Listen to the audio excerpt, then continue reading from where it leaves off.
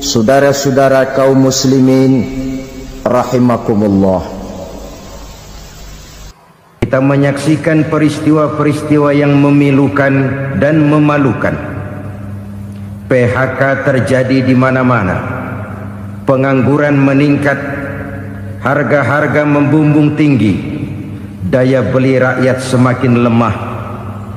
Sementara di bidang politik, kejadian-kejadian memberikan indikasi bahwa persatuan dan kesatuan kita sebagai bangsa dewasa ini tengah berada dalam ujian yang berat. Pada jumpa kita kali ini, tanpa bermaksud untuk mencari kambing hitam dari bencana yang kita hadapi, saya ingin menyampaikan sebuah hadis yang diriwayatkan oleh Imam At-Tabarani dari Ibnu Abbas bahwa Rasulullah sallallahu alaihi wasallam bersabda, khamsun bi khamsin, ada 5 perkara yang dapat menimbulkan 5 macam bencana. Mari kita renungi hadis ini satu demi satu sebagai bahan introspeksi buat kita semua dalam menghadapi bencana yang tengah berlaku sekarang ini. Yang pertama, ma naqasa qaumul ahda illa sullita alaihim aduwwuhum. Apabila suatu kaum sudah mengingkari janjinya, maka mereka pun akan dikuasai oleh musuh-musuh mereka. Sederhana saja nampak kalimat dalam hadis ini. Apabila orang sudah mengingkari janji, mereka akan dikuasai oleh musuh-musuh mereka sendiri. Dan musuh kita yang paling utama saat ini adalah kemiskinan dan kebodohan. Kenapa itu terjadi? Karena kita mengingkari janji kita sendiri. Di saat awal-awal berdirinya Orde Baru, kita pernah berjanji untuk melaksanakan Pancasila dan Undang-Undang Dasar 45 secara murni dan konsekuen. Kita berjanji bahwa kita akan menegakkan pemerintah yang bersih dan berwibawa. Itu semua pada permulaannya. Waktu demi waktu berjalan, kita lupa dengan janji yang kita ucapkan itu. Ketuhanan yang Maha Esa kita ucapkan, tapi kesetanan yang luar biasa yang kita lakukan. Kemanusiaan yang adil dan beradab yang kita dengungkan, tetapi kemanusiaan zalim dan biadab yang kita praktekkan. Sederhana saja saudara, hampir setiap pejabat pada posisi-posisi kunci, di awal-awal ia memangku jabatan itu, biasanya ia mengucapkan sumpah dengan lafaz demi Allah bahwa dalam melaksanakan jabatan ini saya tidak akan menerima hadiah atau pemberian dalam bentuk apapun. Itu pada permulaannya. Lama-lama rupanya hadiah itu asik juga, mulai diterima. Lama-lama dirasa kurang, mulai menagih. Dan akhirnya terjadilah praktek yang disebut suap menyuap, semir menyemir, dan lain sebagainya. Kalau ini sudah menjadi kenyataan, bagaimana kita mau menegakkan pemerintah yang bersih dan berwibawa?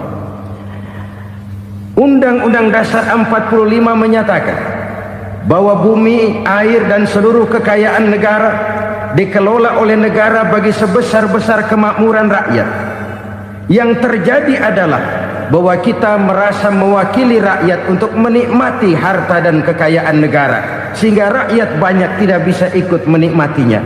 Menumpuklah harta itu sehingga terjadilah pepatah, gunung ditimbun, sumur digali. Yang kaya semakin kaya, yang miskin semakin terpuruk.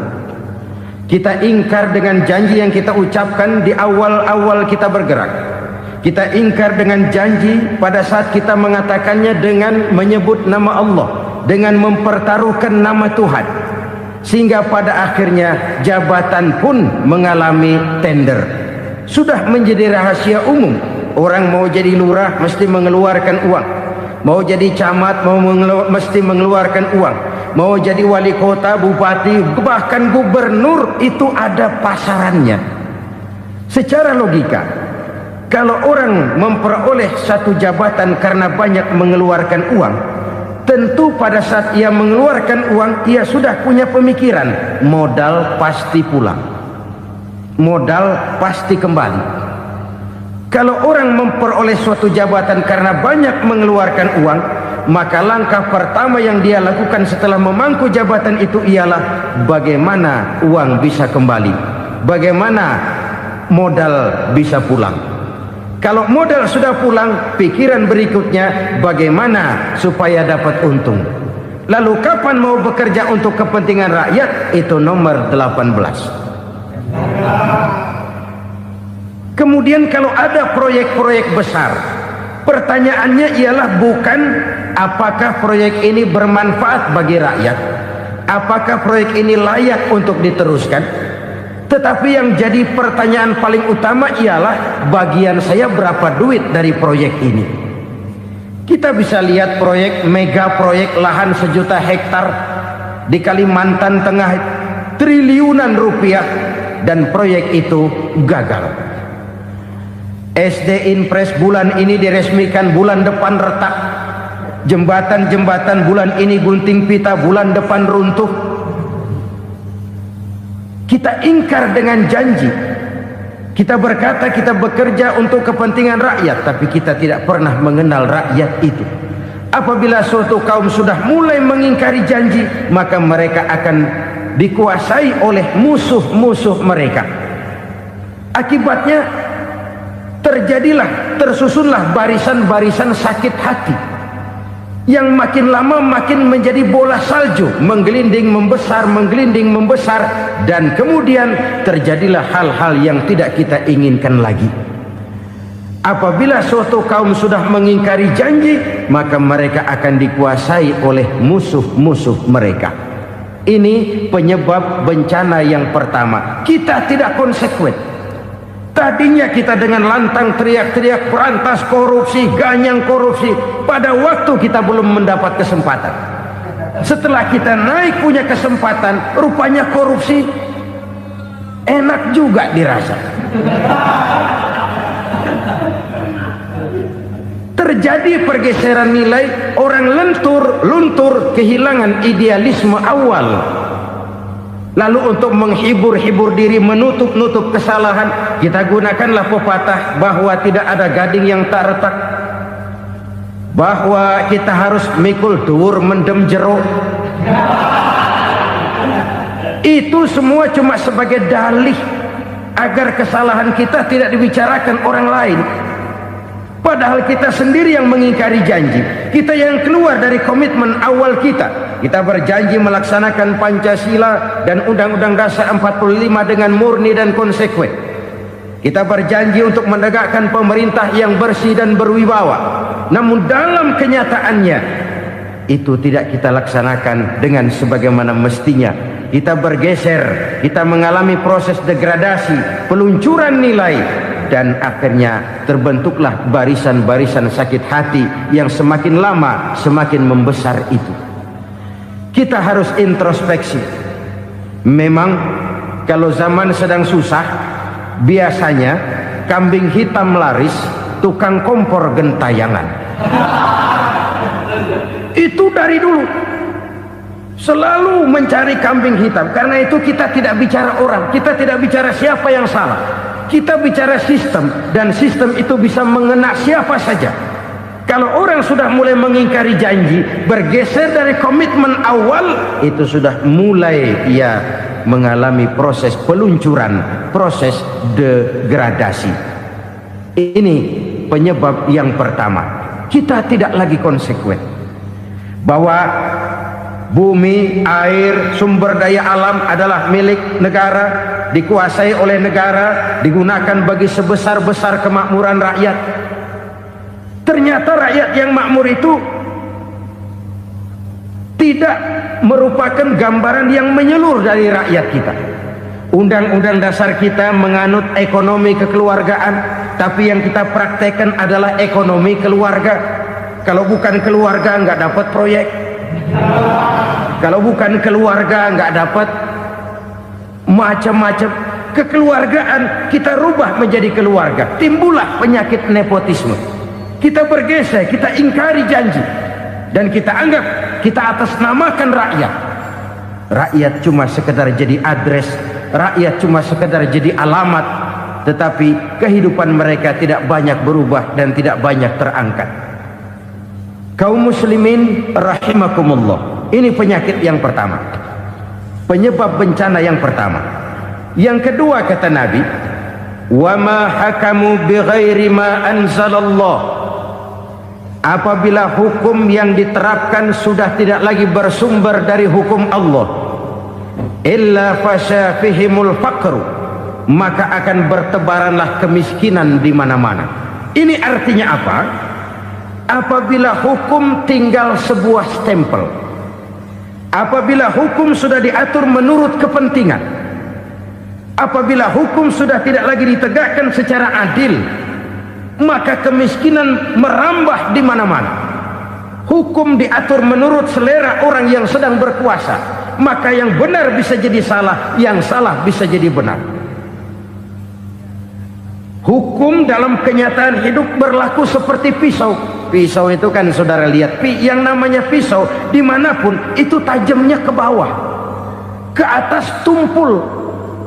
Kalau hukum itu, kalau untuk rakyat, hukum itu tajam bukan main, cepat sekali dilaksanakan.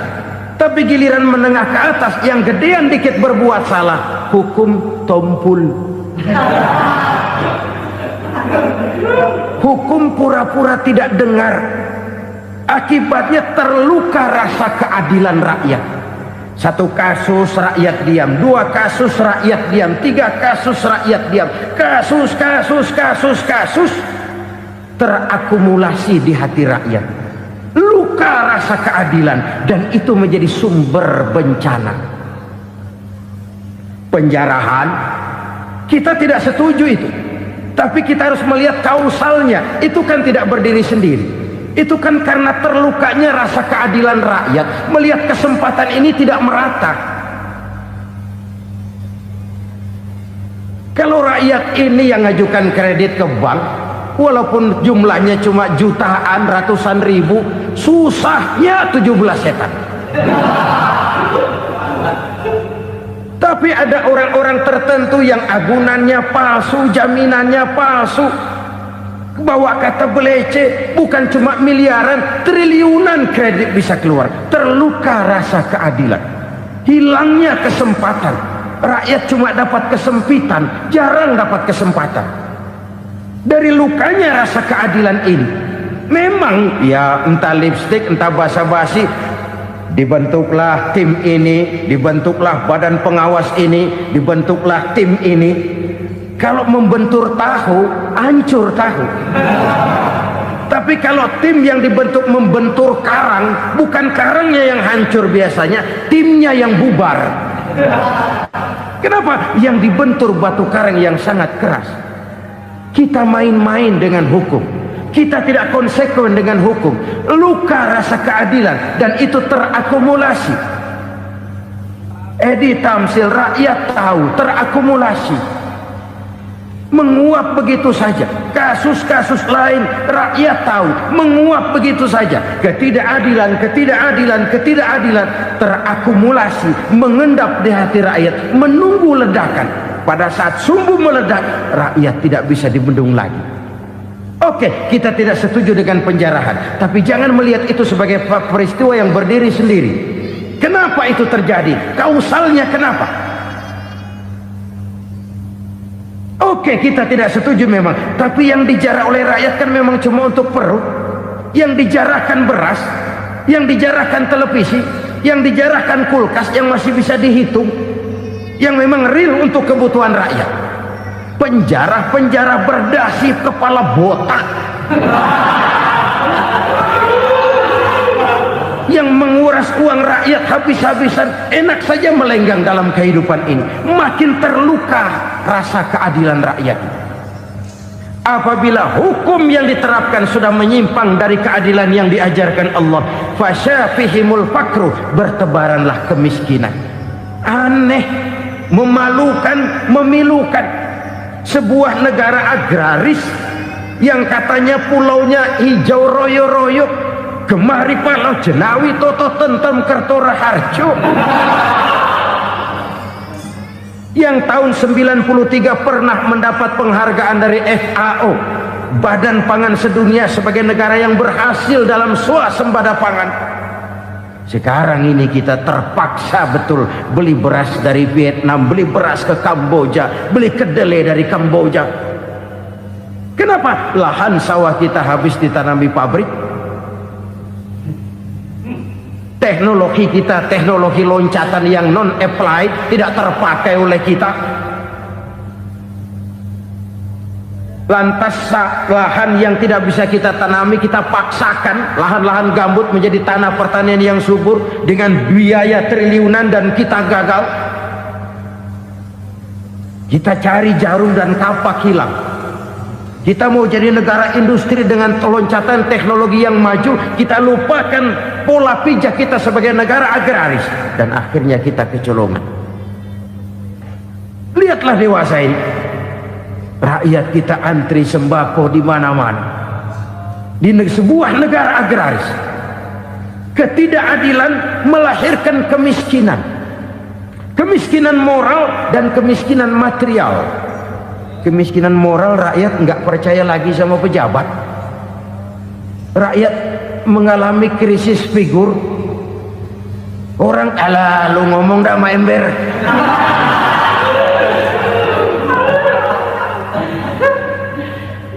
Penataran yang menghabiskan biaya miliaran itu melahirkan pejabat-pejabat korup. Pengawasan yang menghabiskan biaya miliaran itu ternyata impoten, mandul. Kemiskinan moral. Jujur saya berkata, saudara-saudara, setelah pintu reformasi dibuka, itu yang masuk memang macam-macam. Ada yang memang punya tujuan murni, konsekuen dan punya konsep. Ada yang nunggu di tikungan, begitu mobil lewat nyamber pintu, berangkat ikut reformasi. Ada yang memanfaatkan momentum, mumpung untuk nyampein unek-unek, ngerti nggak, pokoknya ngomong. Sehingga keadaan semakin rancu, kebingungan semakin menjadi-jadi, masalah yang paling urgen tidak terselesaikan. Sekarang ini orang berpikir mendingan jadi pala ular daripada jadi buntut macan. Buntut macan memang hebat macan, tapi kalau buntutnya cuma ugel-ugel di belakang buat apa? Mendingan jadi pala ular, kecil juga nyaplok. Artinya ya biar kecil juga kalau punya partai kan gagah. Lalu rame-rame bikin partai kayak bikin arisan. Orang makin mengalami dislokasi. Semua mau jadi pahlawan, semua mau nomor satu, semua ngomong iya kalau bidangnya, kalau bukan makin rancu. Marilah lewat kesempatan ini saya mengajak kita untuk tahu diri.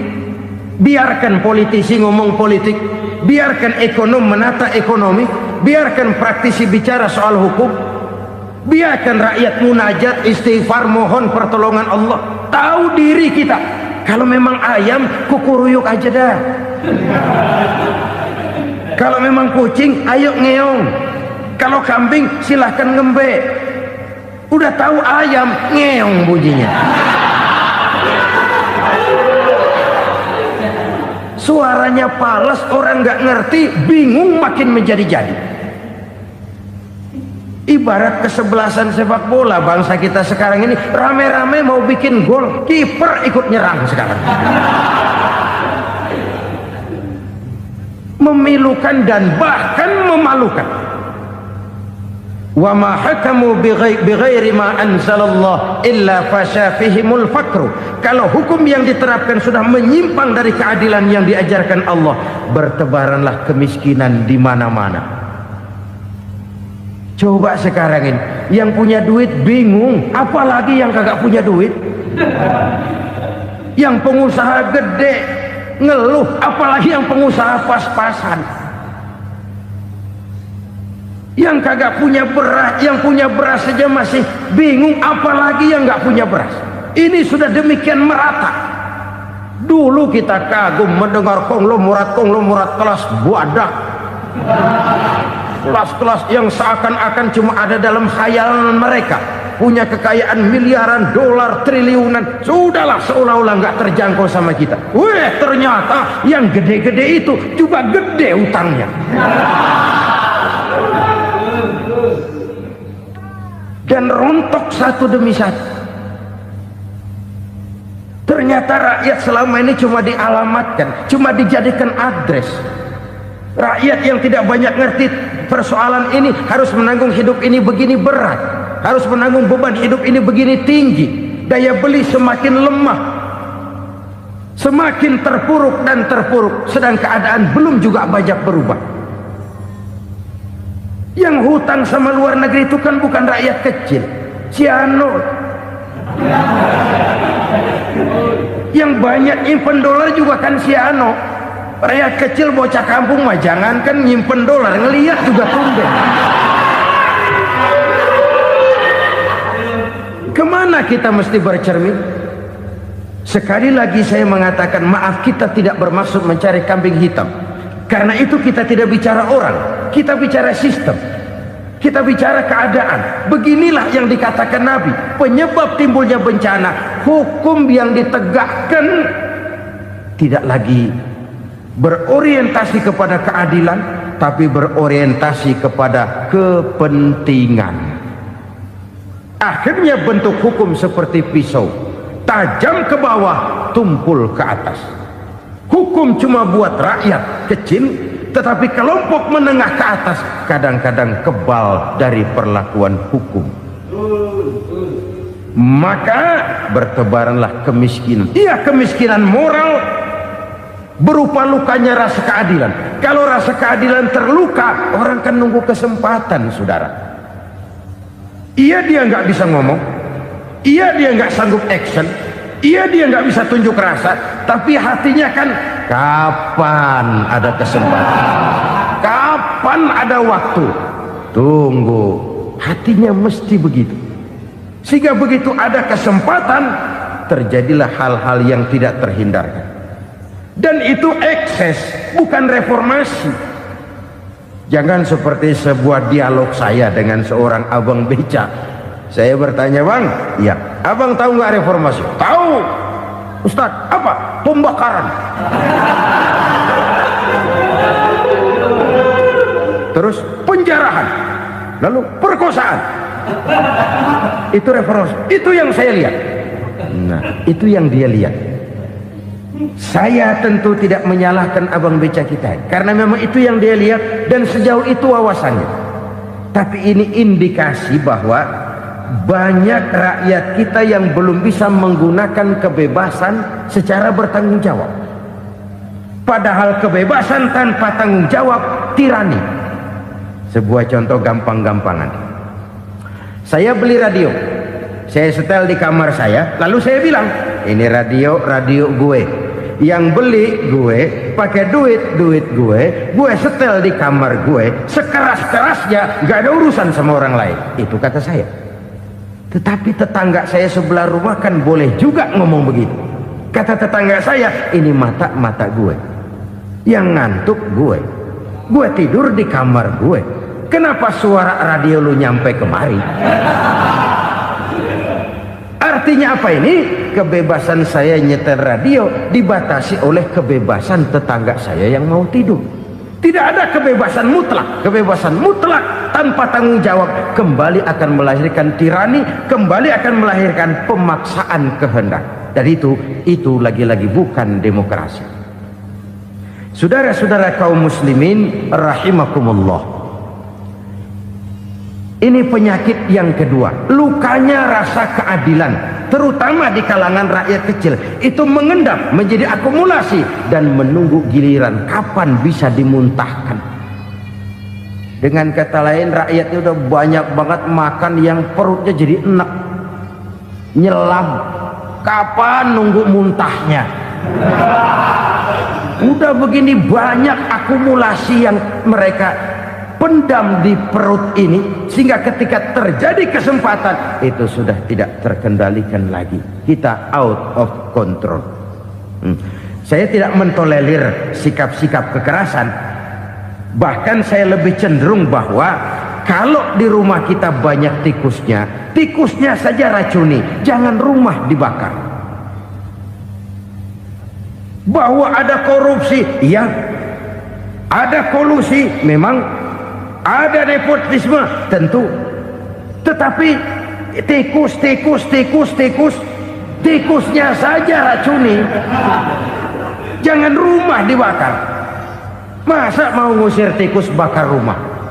Tikusnya lari, tikusnya selamat, rumahnya ewes-ewes.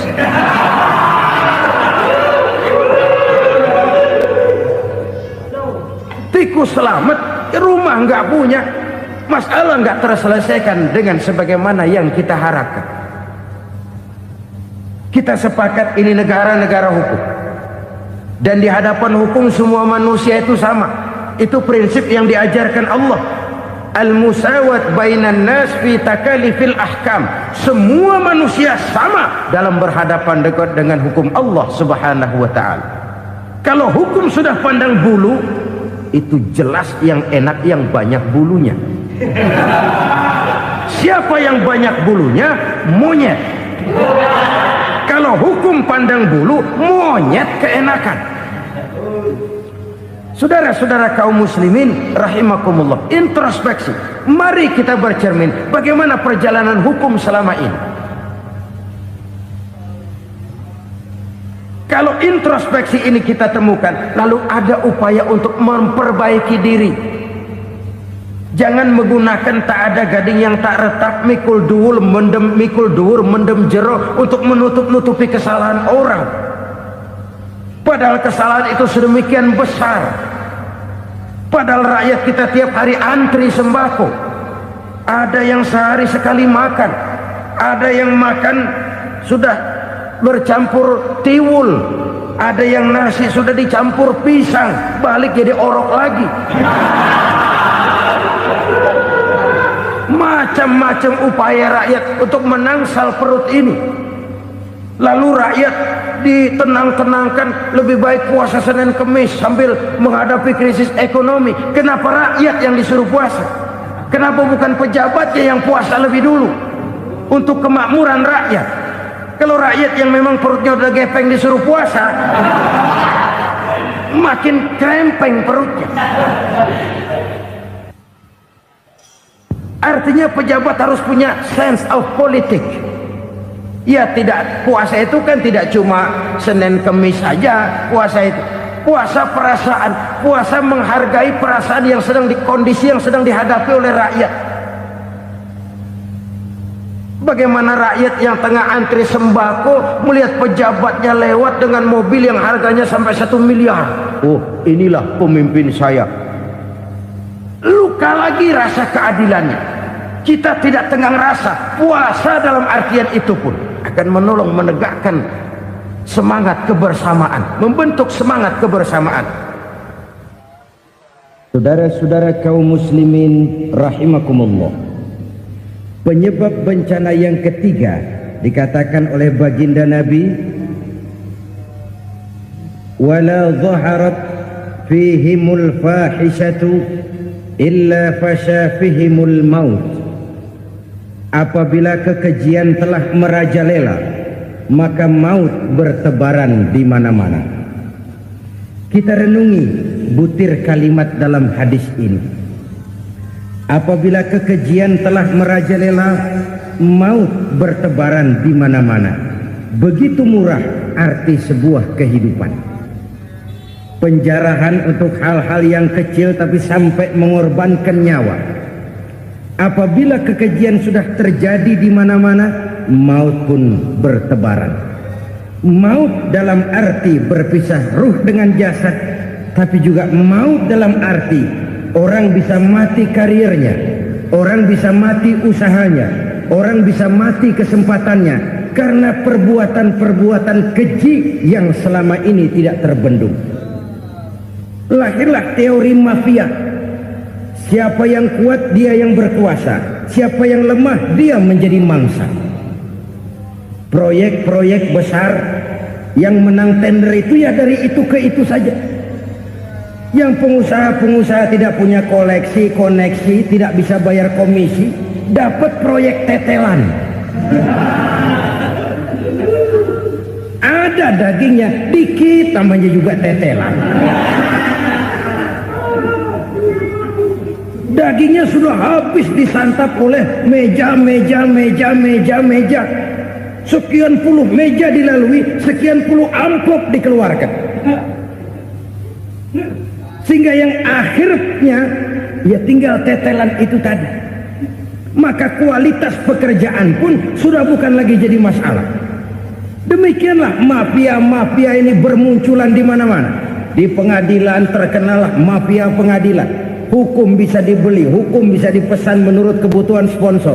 Mafia peradilan, mafia politik, mafia ekonomi, bahkan mafia agama yang menggunakan agama sebagai kedok, menggunakan agama sebagai dalih, menggunakan agama sebagai topeng untuk melancarkan maksud-maksud politiknya pun tidak tertutup kemungkinan. Apabila kekejian telah merajalela, maut bertebaran di mana-mana. Korupsi, kolusi, nepotisme itu bagian dari kekejian. Kita selama ini kalau mendengar maksiat, itu yang terbayang cuma judi, mabuk, zina. Iya, itu maksiat. Tapi korupsi, kolusi, nepotisme itu juga maksiat dalam bentuk lain. Kalau ini sudah bertebaran, maka maut terjadi di mana-mana. Jangan bayangkan cuma mati orangnya, itu sih kewajiban. Yang menyakitkan itu orangnya masih hidup tapi dibikin mati, karirnya mati. Kenapa? Karena yang diperlukan bukan cuma orang pinter tapi orang taat. Biar pinter, kalau nggak taat minggir. Biar bodoh, kalau taat bisa nyenangin atasan, bisa nyemur. Kumaha juragan wae ayo nama. Itu yang kadang-kadang dapat penghargaan. Tidak ada prestasi kerja kecuali bikin senang orang di atas.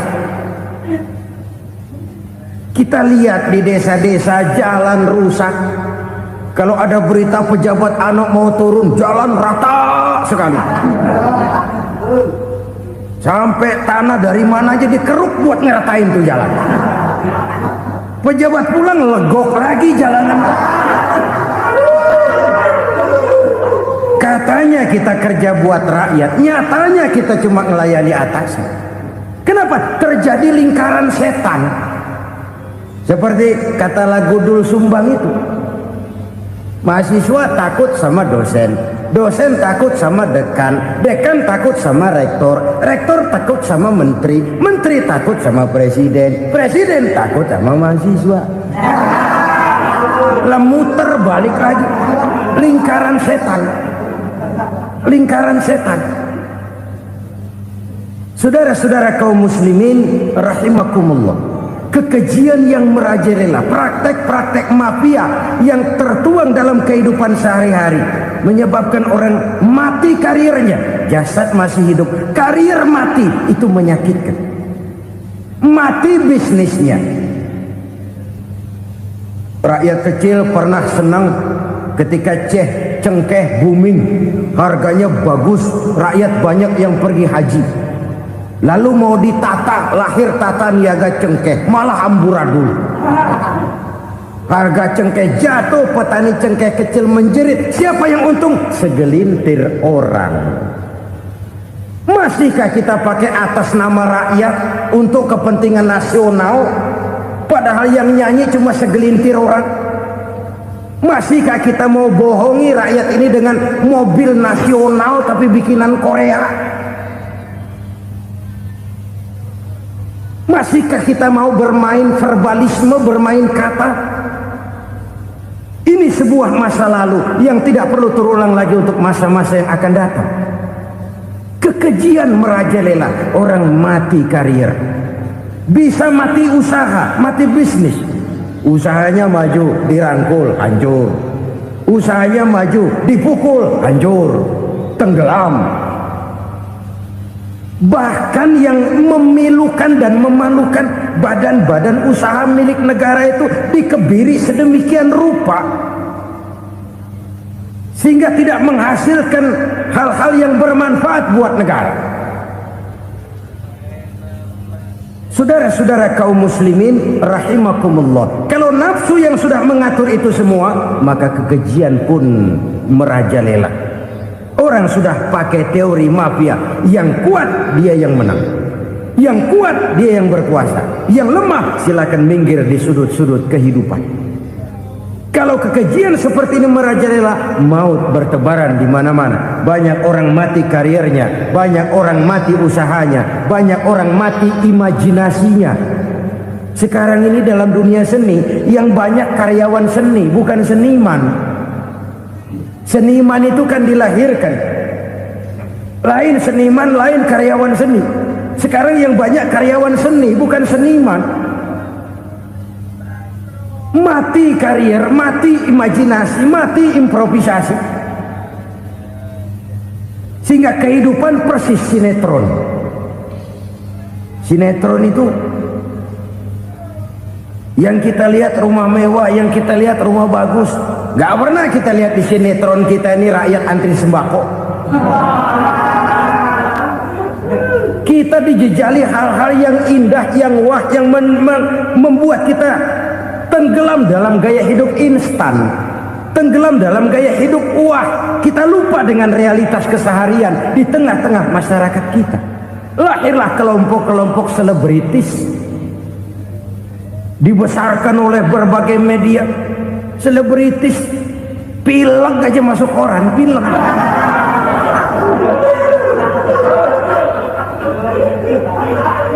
Rakyat yang pingsan antri beras nggak masuk koran. Rakyat yang semaput antri minyak nggak masuk koran. Selebritis panok masuk koran.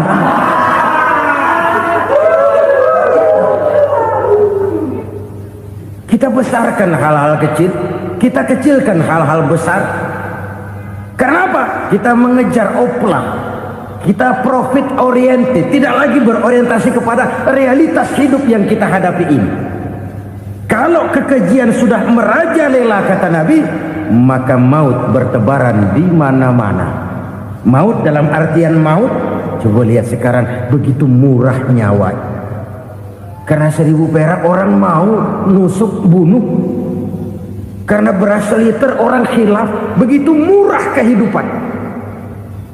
Tapi kekejian dalam bentuk korupsi, kolusi, nepotisme, kekejian dalam bentuk itu mematikan karier, mematikan bisnis, mematikan imajinasi, mematikan kreativitas.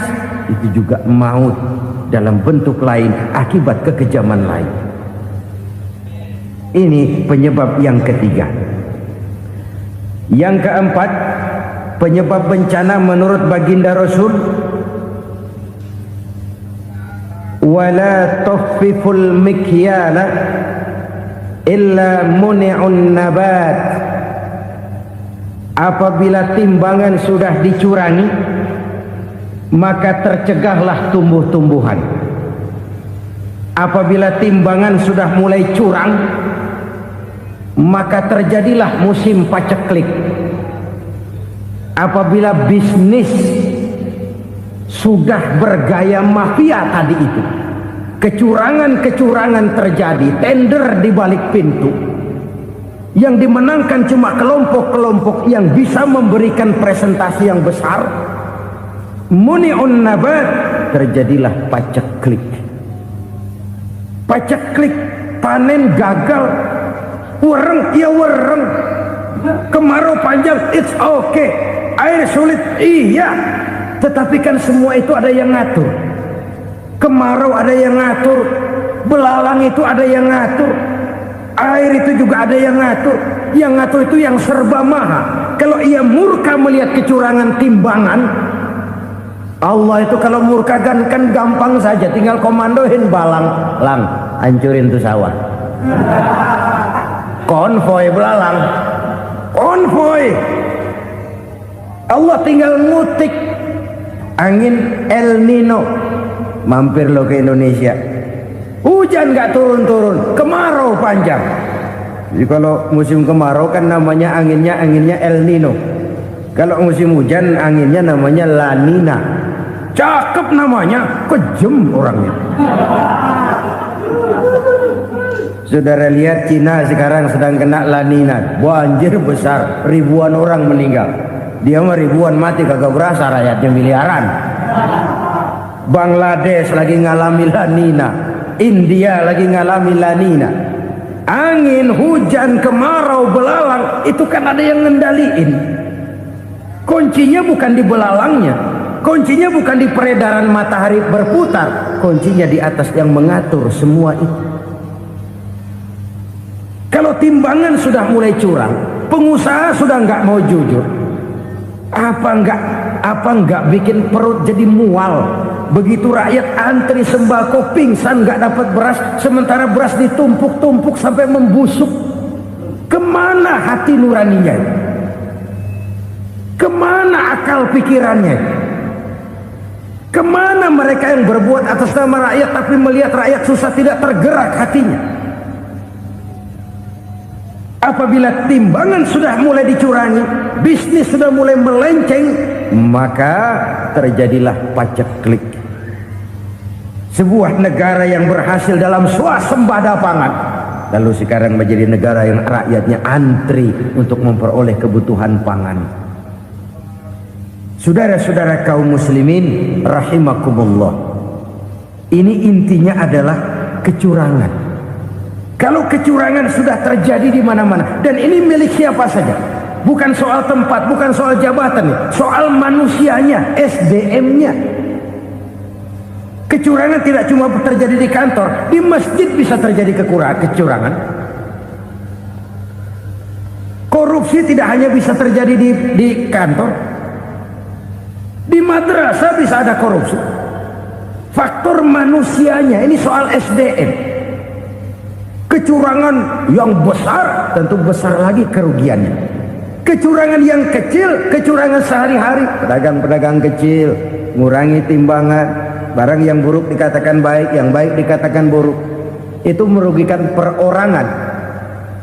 Kecurangan yang besar merugikan bangsa dalam bentuk total, dalam bentuk seutuhnya. Nah, kecurangan-kecurangan seperti ini rakyat kan lihat, rakyat kan tahu, dan itu kembali terakumulasi di sini, pegel. Dan jangan lupa, rakyat yang nggak ngomong itu, rakyat yang nggak bersuara itu, batinnya menjerit, jeritannya menggoncang aras, dan itu didengar Allah. Yadullah fauqal jamaah, kata Nabi, tangan Tuhan di atas orang banyak. Jeritan hati rakyat menggoncang aras. Rakyat yang terlalu banyak dizolim, rakyat yang terlalu banyak dirugikan, ya rakyat yang terlalu banyak di atas namakan, menjerit batinnya, menggoncang aras, dan Allah bisa menggerakkan apa saja untuk membuat satu situasi.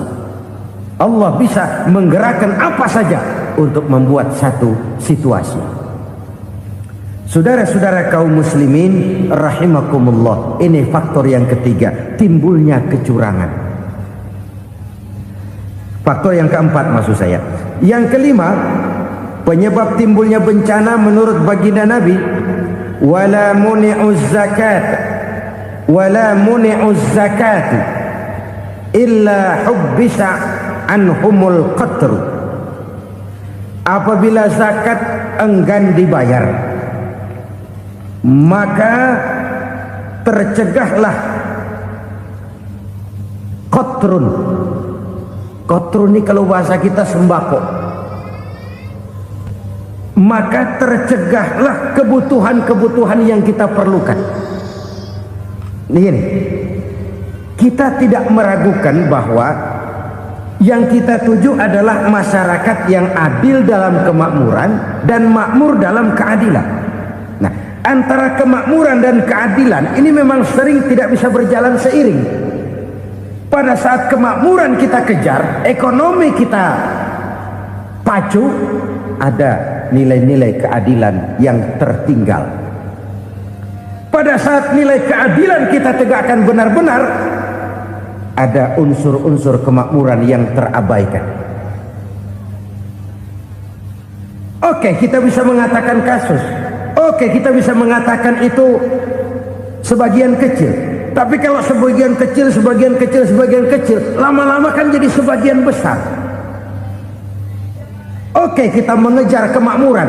Pertanyaannya, kemakmuran untuk siapa? Oke, kita berikan kelompok tertentu kue yang besar dengan harapan nanti dia bagiin kuenya kepada yang kecil-kecil. Tapi kenyataan mereka yang dapat kue besar akhirnya malah lupa diri dan lupa daratan. Mau makin besar, malah memeras yang kecil-kecil ini. Sekarang kan yang kecil modali yang besar. Ramai-ramai buka bank, ternyata kamuflase. Uang banknya untuk kredit perusahaannya sendiri, nasabahnya rakyat kecil. Artinya apa? Rakyat kecil disuruh modalin orang yang udah gede. Ini kan sumber geledek urusan.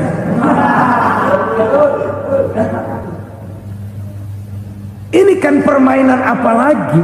Rakyat kecil suruh modali yang gede, nasabahnya rakyat kecil, kumpulkan uangnya di bank, kucurkan kredit kepada perusahaannya sendiri. Bukankah itu rakyat kecil suruh modali yang gede? Sudah begitu kejamkah kita untuk meraih keuntungan dengan mengorbankan orang kecil ini? Sudah tidak bicara lagi kah nurani kita melihat penderitaan orang yang semakin susah ini? Kalau zakat enggan dibayar, padahal zakat 2,5% saja, 2,5% saja. Kalau itu pun enggan, kalau zakat saja enggan, bagaimana pula yang namanya sodako, bagaimana pula yang namanya infak, bagaimana pula yang namanya santunan, bantuan. Kadang-kadang lipstick nyumbang si nyumbang, cuman nyolongnya lebih gede. Ini namanya sumbangan lipstick. Buat lipstick itu kan buat ngumpetin bibir pucat. Itu fungsi utama lipstick. Buat ngumpetin korupsinya, nyumbang kegiatan-kegiatan sosial. Tapi yang dia korup lebih gede dari yang dia sumbangi. Lipstick kamuflase. Nepu kata anak sekarang.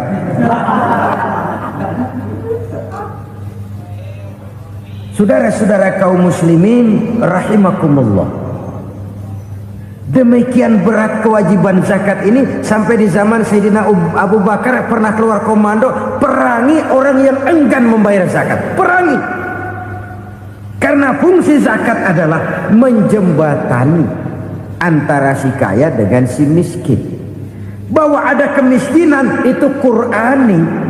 Allah menyatakan, aku melebihkan rezeki sebagian kamu dari yang lain.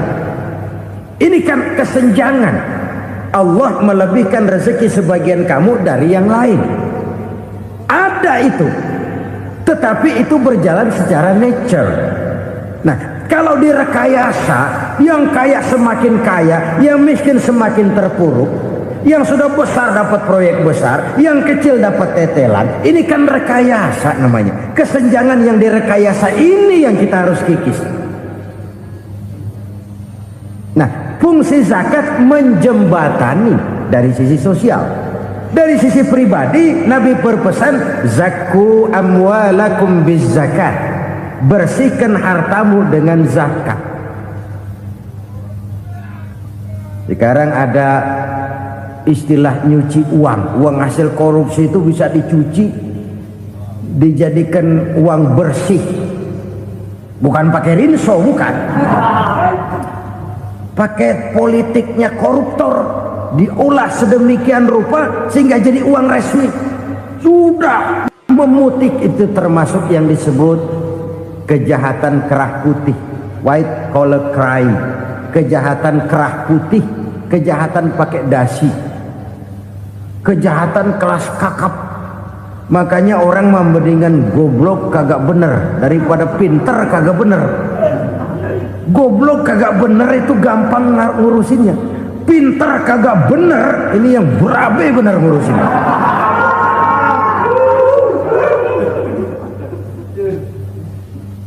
Kita bukan cuma perlu orang pinter kok di zaman sekarang. Kita perlu orang-orang bener yang punya komitmen, yang sesuai kata dan perbuatan, yang bisa merasakan apa yang dirasakan oleh rakyat, yang punya sense of politik yang tinggi, yang peka, yang penuh keterbukaan, yang punya wawasan dan pandangan jauh ke depan. Dari sisi pribadi, zakat itu membersihkan harta kita.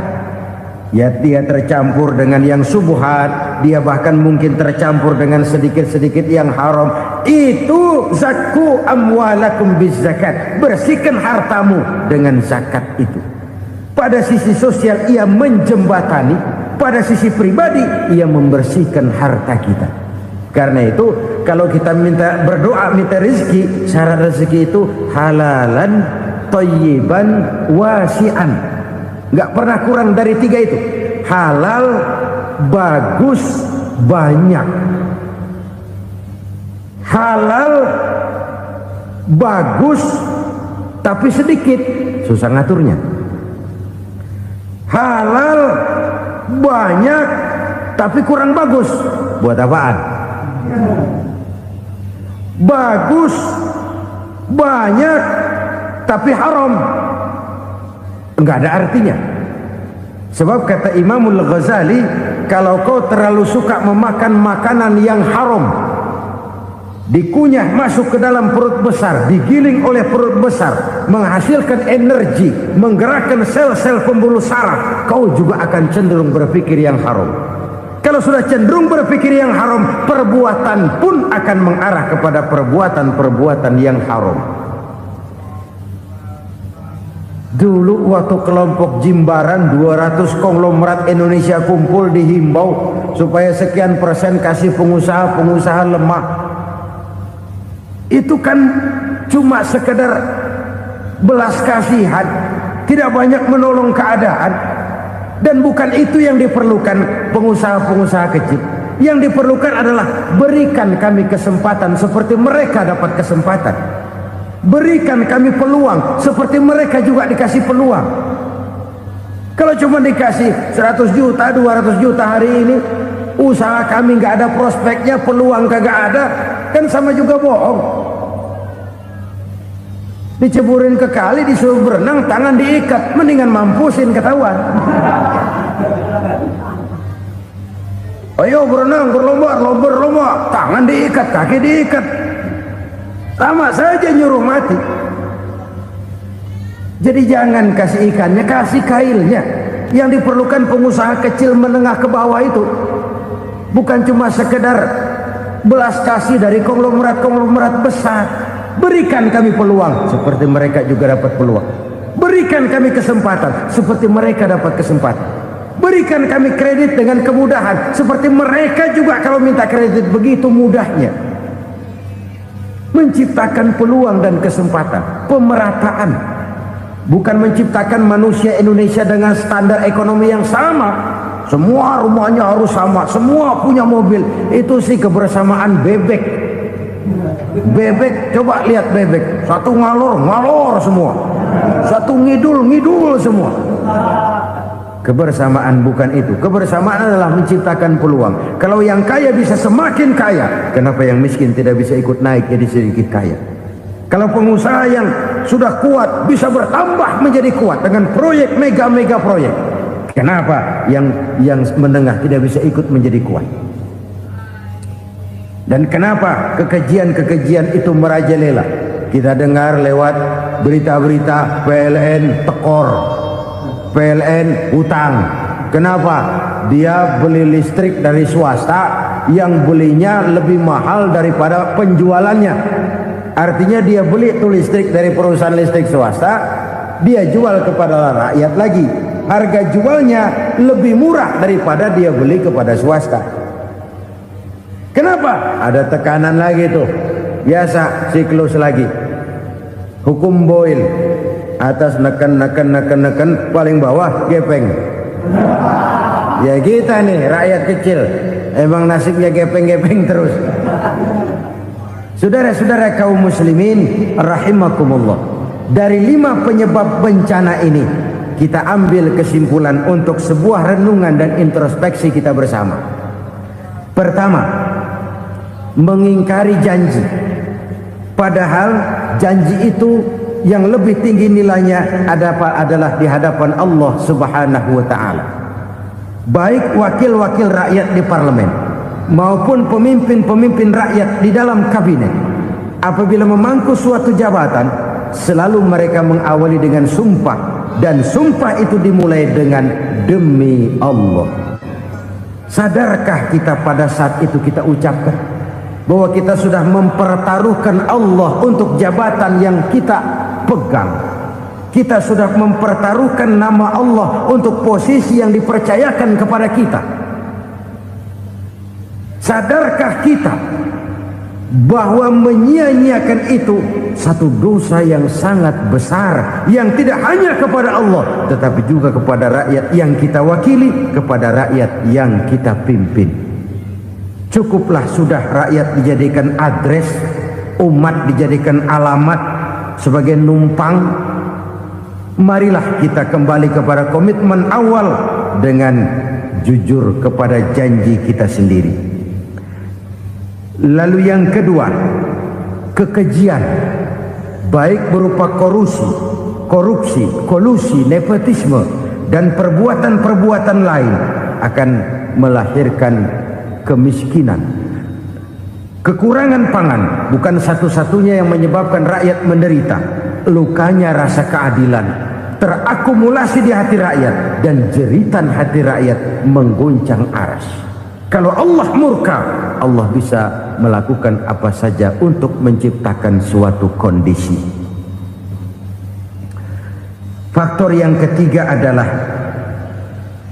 praktek mafia menebarkan maut, baik orang yang mati jasad dan rohaninya maupun orang yang mati karirnya, mati kejujurannya, mati usahanya, mati imajinasinya. Hilang kreativitas kita sebagai bangsa.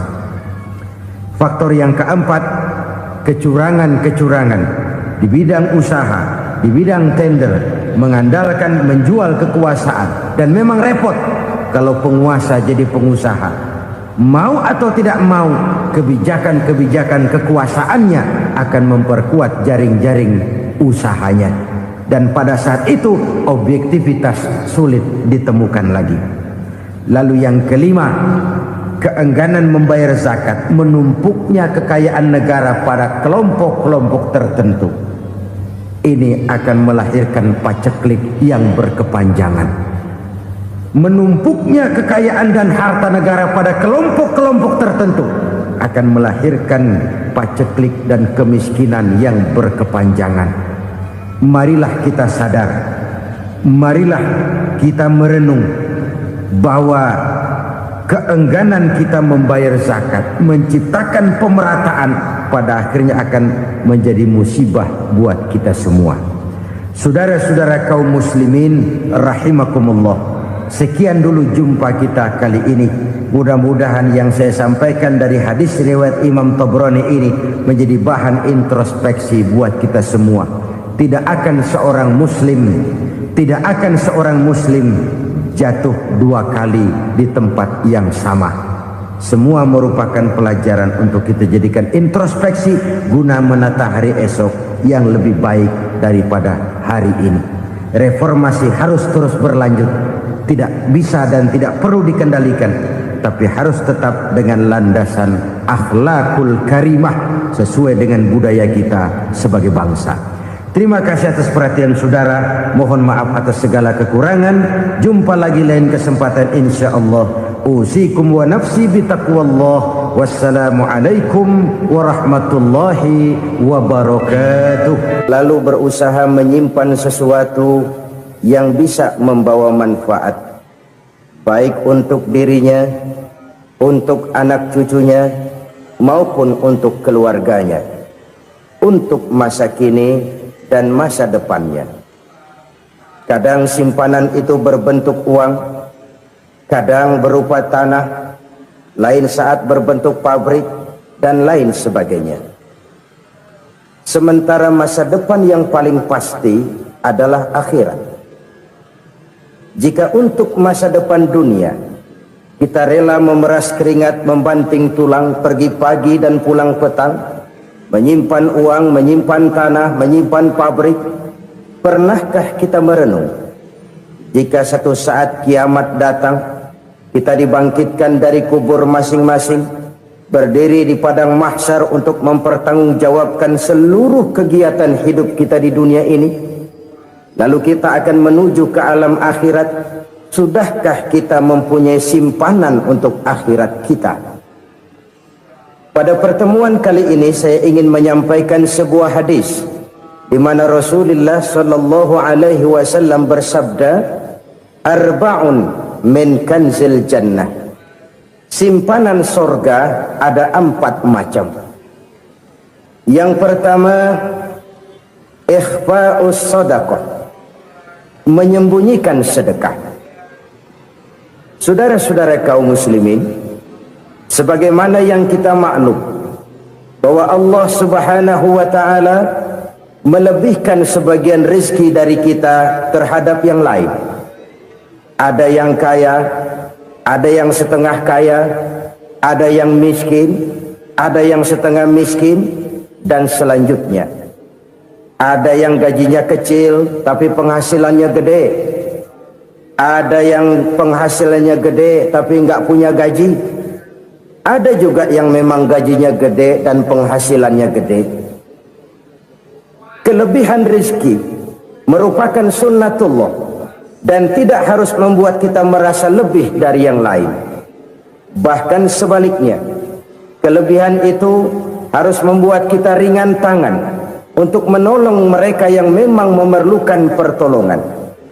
Kalau saudara diberikan ilmu, maka pertanyaan akhirat cuma satu: ilmumu kau amalkan untuk apa?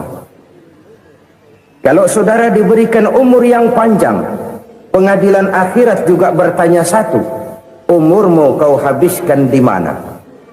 Tapi kalau saudara diberikan harta, pengadilan akhirat akan bertanya 2: hartamu kau dapat dari mana? Kau belanjakan kemana?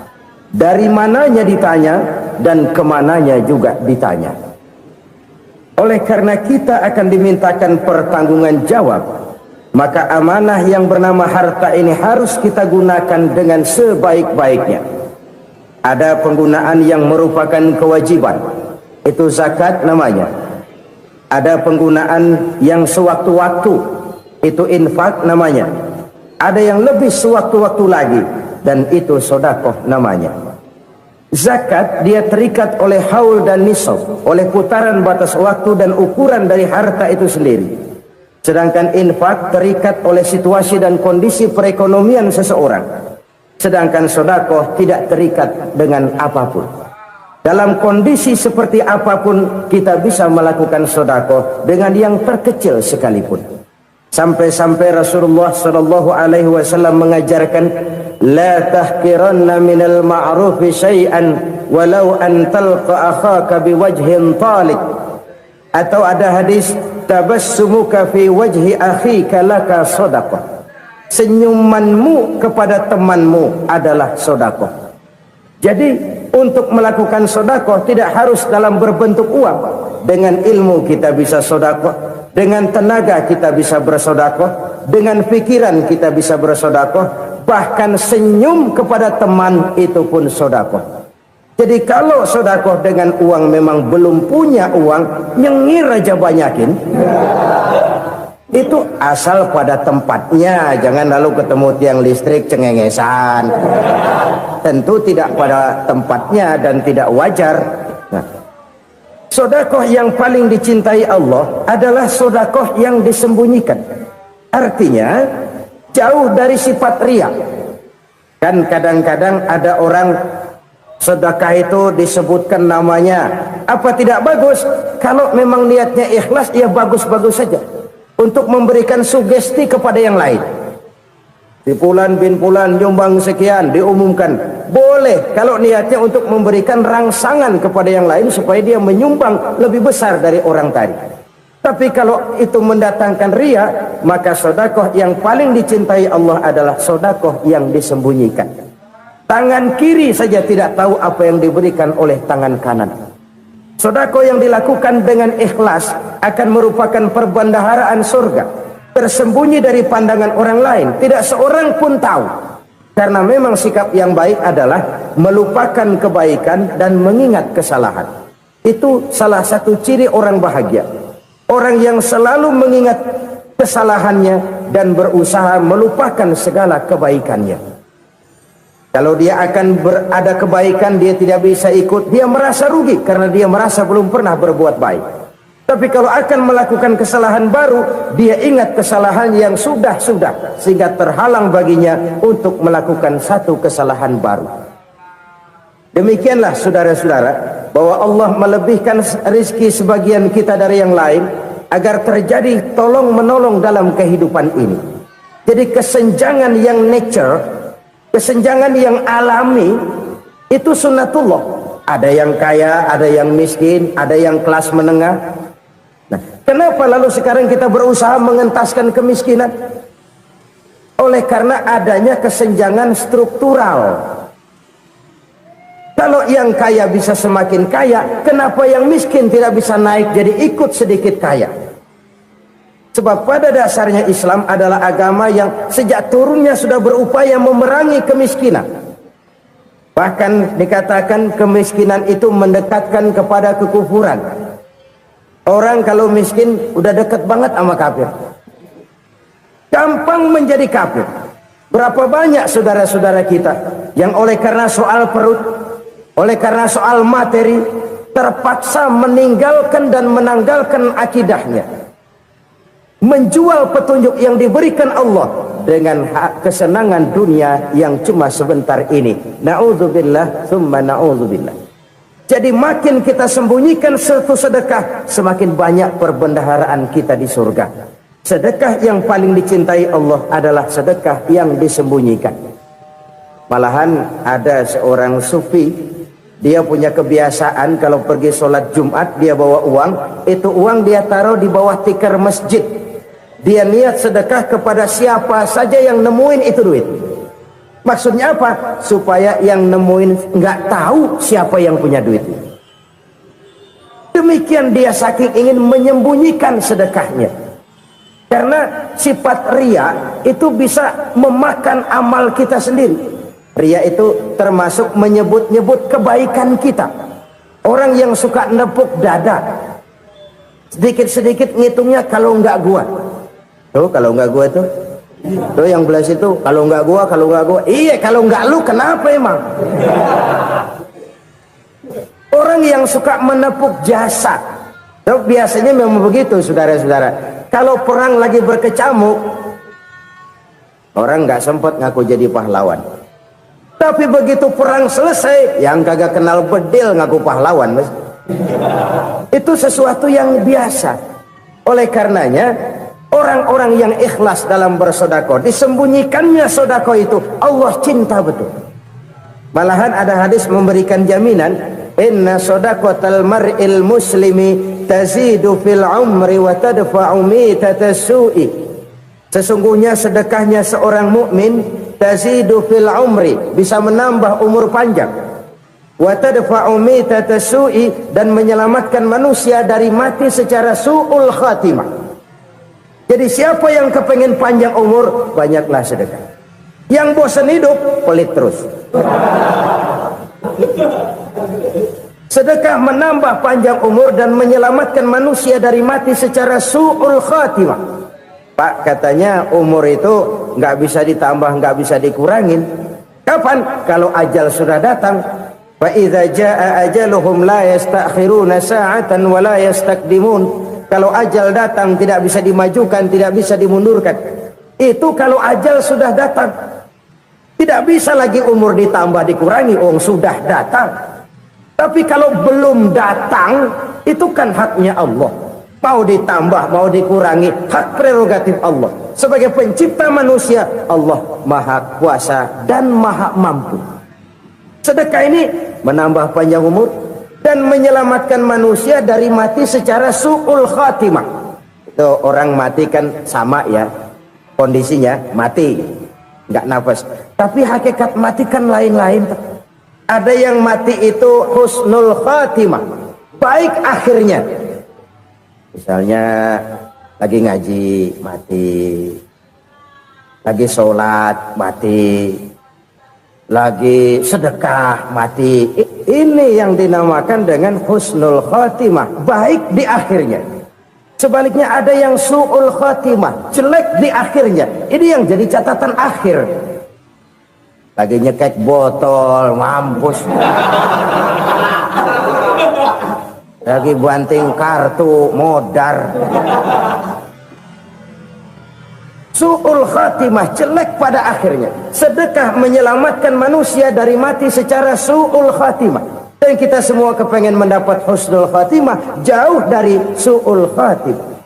Oleh sebab itu yang bisa menyelamatkan kita dari penyakit itu antara lain adalah sedekah yang disembunyikan, yang dikerjakan dengan ikhlas karena Allah, tidak karena kepengen dipuji orang, tidak karena ingin dikatakan orang pemurah. Sebab orang dermawan itu orang yang memberi tanpa harus diminta.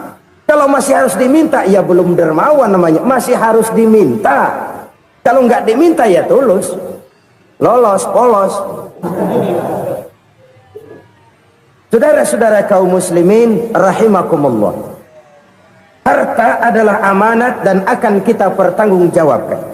Allah melebihkan rizki sebagian kita dari yang lain agar kita saling tolong menolong, bantu membantu.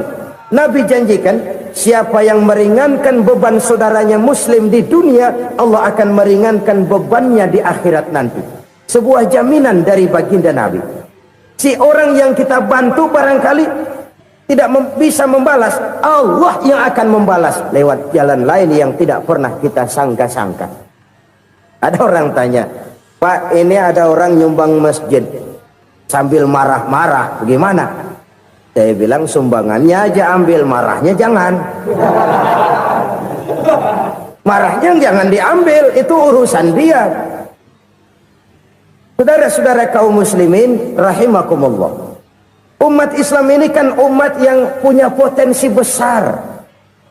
Kadang kita merenung, kenapa kadang-kadang pembangunan masjid kok lambat sekali? Kalau hotel hari ini peletakan pertama, bulan depan peresmian. Supermarket hari ini peletakan batu pertama, minggu depan peresmian. Tapi kalau sudah yang namanya masjid, kadang-kadang peletakan batu pertama sekaligus jadi batu terakhir. 3 tahun, 4 tahun, campur nebar jalak di jalanan, duit dijaring kayak ikan sepat. Apa tidak ada orang Islam yang kaya? Banyak. Apa tidak ada pengusaha muslim yang jadi konglomerat? Ada. Lalu yang belum banyak itu yang komit terhadap nilai-nilai agamanya.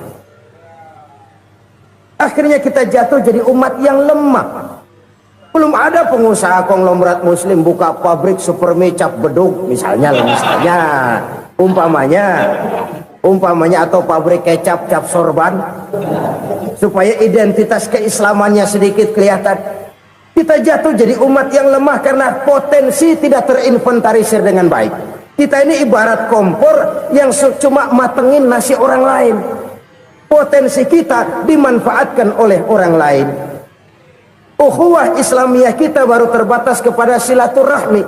Ukhuwah di bidang ekonomi kita lemah, ukhuwah di bidang kebudayaan kita lemah, apalagi ukhuwah di bidang politik kita lebih rapuh lagi. Padahal ukhuwah itu adalah totalitas kehidupan manusia, menyangkut ipolek sosbud, memerlukan nilai-nilai ukhuwah. Jadi oleh karena itu mari kita menyadari di dalam harta kita, walaupun kita yang cari pergi pagi pulang sore peras keringat banting tulang, di sana ada harta anak yatim, di sana ada hak masjid, di sana ada hak pesantren, di sana ada hak jihad. Berbahagialah seseorang apabila dia oleh Allah dijadikan keran. Keran itu menyimpan air, tapi tidak untuk dirinya, tapi disalurkannya kepada mereka yang memang memerlukannya. Saudara-saudara kaum muslimin rahimakumullah, ini yang pertama. Jadi perbendaharaan surga adalah menyembunyikan sedekah. Orang lain nggak tahu, kita pun nggak pernah ngitung-ngitung.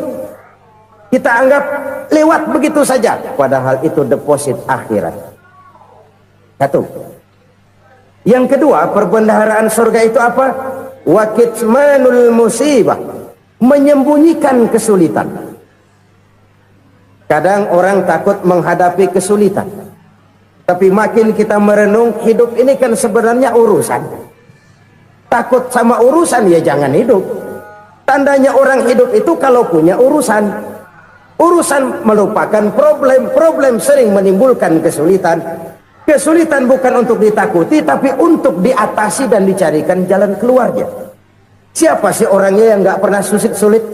Makin tinggi status sosialnya, makin gede urusannya.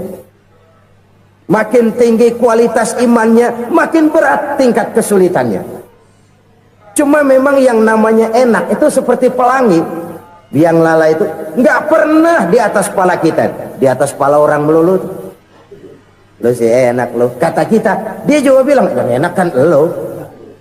Pelangi itu nggak pernah di atas kepala kita. Kata tukang beca, aduh enak ya naik Mercy. Kata tukang beca, apa yang di dalam mobil Mercy? Aduh enak bener tukang beca, di jok ngeringkuk ngorok pules bener. Saya kamar pakai AC sejuk, tempat tidur sutra empuk, alga spring bed, kulak kulik nggak bisa pules kalau belum minum Valium, belum tidur. Enak bener tukang beca, di jok ngorok nggak tahu wetan kulon. Si tukang becak bilang yang di Mercy enak, yang di Mercy bilang tukang becak enak. Inilah enak, nggak pernah di atas kepala kita, di atas kepala orang lain melulu enak itu. Nah saudara-saudara, yang merupakan perbendaharaan surga itu orang yang bisa menyembunyikan kesulitan, baik pribadi ataupun rumah tangga. Nih terutama rumah tangga yang jadi soalnya. Kadang-kadang kita ini kalau senang, sebaliknya, kalau senang kita diam, kalem aja, cuek. Banyak banget duit kita, bawaan diam aja udah. Malah ketemu orang takut. Tapi begitu susah, sekampung tahu. Padahal Nabi mengajarkan perbendaharaan surga itu menyembunyikan musibah, menyembunyikan kesulitan. Kalau enak, cerita sama orang-orang. Kalau nggak enak, rasain sendiri, tekan sendiri, atasin sendiri. Kita kan sebaliknya, tenang kita diam, asal lagi susah, paling tidak kita nyari teman buat cerita kesusahan. Siapa orangnya yang nggak pernah susah? Cuma soalnya bagaimana kita mengatasi kesusahan itu sendiri. Begitu juga misalnya kalau orang sudah berumah tangga, itu orang tuanya harus menjadi tempat dia cerita yang enak-enak saja. Yang nggak enak rasain berdua, selesaikan berdua, atasin berdua. Jangan dibalik. Asal senang diam, giliran susah saja. Maknya laporan. Terbalik, bisa menjaga security informasi. Maka nama bayam keluar diam, malah seluitan. Enak amat lo makan daging ayam. Security informasi.